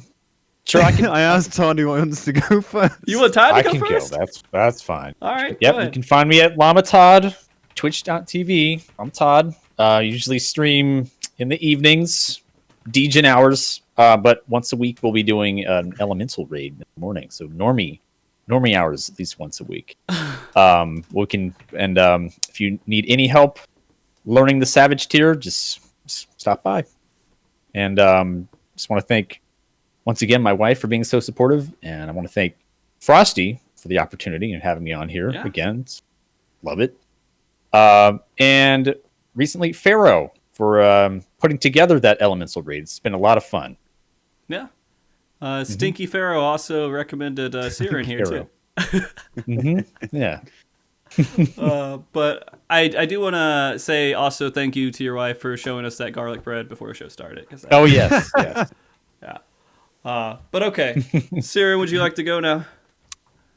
Yeah, I got a few shouts to make. Sure. First off, Frosty, like I don't think you realize just like how important you are in the streaming community, especially like organizing things like this, like the world races, just putting like XIV rating on the map. Like it's huge, dude. Like it might just be another day in the office for you, but for thousands of us, like it's important. So thank you so much, dude. That's really sweet of you. And thank you for inviting me on again. Yeah. Shouts to Llama and Arthur's. It was lovely to meet you, dude. I hope your internet gets better soon, dude. Yeah. Shout out to Team Perseverance, stream team full of amazing streamers that I joined a couple months ago. You guys have been amazing just to talk to and bounce off of, and you've just been so supportive and stuff. So thank you guys too. My community, like it's grown pretty exponentially recently, and I wouldn't be in positions like this without you. So just thank you so much for all the love and support. I really, really fucking appreciate it. And lastly, too. Yeah, like we got partner. Like Twitch took 7 weeks to respond to the application, but you know. And lastly, thank you to my mum who put up with me being a degenerate bum for 2 years while I figured out what I wanted to do with my life before I decided to try and hack streaming. And here we are. I think something went well. So good moms are thank the best. you. Yeah, man, for sure. So yeah, just thank you all round. Really, it was really, really fun today. This is my first ever podcast, and like, it was so much fun. Yeah, so. it was I'm glad I got you on, man. And I'm gonna do some shout outs for Arthas too. Arthas would like to thank Frosty for dealing with this shit and having him completely abandon a show due to disconnected internet. Oh, it's okay, Arthas. That's fine. That's all right. And then Arthas would also like to say how wonderful and everything it was to be on MogTalk today, and how he got to say all of his opinions and voice all the things that he's been waiting for so long to get out in a format like this. Oh, Arthas, it's all right. It's cool, man. But seriously, Arthas has been on more shows than like any other person ever. Yeah. So shit's gonna happen every once in a while, and it's all right. I will just give him as much shit as I can for it, though. For me personally, I do want to shout out both of you guys for being amazing coming on the show and still completely carrying this conversation for over almost 3 hours now. This has been a lot of fun. I do want to do a shout out for people who don't know about the Discord. I think it is Face Temperance. Sorry, Face Temperance. They're doing an event which is an ultimate hell mode. For all groups that want to join in. It's global. People come in and there's a cash prize at the end of it. I don't know if Uni's in the chat, if she can do a link to the Discord. So if you guys are interested in anything with that, I'm going to probably do a stream covering it as well, where we're going to actually have some people come on and talk while people are trying to clear this ultimate fight, because we're not going to get an ultimate in the next patch, so might as well have some fun with it and create this hell mode of ultimate where people can try to clear it. So yeah, there's that. And I do want to do a special thank you to my wife always for putting up with me doing this every Saturday and doing my streaming and everything else. I want to do a special shout out to Andre Kane for the intro and the closing themes that we use here on the show. And of course, all the people who watch this show and everything else. You guys are fantastic for being here and just making it happen. Oh yeah, and I need to do your exclamation point. I had that in chat. I don't know why I didn't press enter. There you go. You can follow him. There's a link to his Twitch. I'm a PF streamer. I do a lot of clear parties helping. We've started doing a lot more alt job savage practice lately. So if raid is your thing, if just talking shit about shit is your thing, if you want a place to just come hang out and relax and laugh, then hopefully see you in chat sometime. Yeah. And with that being said, I do have a little bit of a thank you video to, of course, the Patreon supporters and everything for what we do here at MogTalk. And by the way, Saren, your words are very kind, and I love getting my head real big every time someone says that stuff. But at the same time, I'm like, nah, I'm just a shitty motherfucker. Dude. You don't see these things. Like, if you didn't do it, I don't think anyone would. So. I don't know about that. But that being said, anyways, I'm going to have the Patreon video play, and then we will have the credits play, and we're going to host or raid somebody here in just a second, so stick around for that. Thank you, everyone, again. And remember, you guys all have to say bye at the same time I'm doing it. Be good, keep cool, stay frosty. Bye! Bye. Say bye, see you around. See ya. Hey, everyone. Thanks for watching the show. Definitely one that I was looking forward to for quite a while. I hope it was entertaining for everybody. I want to take this time to, of course, thank all of the Patreon supporters of the show, because that's what this video is for. And there's 4 who I mentioned because they're in the higher tier here. It is Dude It's Antonio, Tagalong Nimic from Mock Morning, and Super Miyu from Team Craft. And I appreciate all the support they do for the show and everything we do on the stream here. I don't really have anything too special today. I just want to make sure I gave them a shout out. I am mentioning that I am trying to push more support towards Patreon than through Twitch directly, just because we're not really partnered with Twitch, and so it's not really as great of a deal for subscribers or anything else. And so if you had a choice between the two, I would definitely pick Patreon. Prime subs are always great because they're completely free, but I mean, it's probably more beneficial overall to do a Patreon support. Either way, I appreciate support of any kind. And you guys, thank you for watching. Thank you for being here, and thank you for helping make it happen. Have a good one. Bye.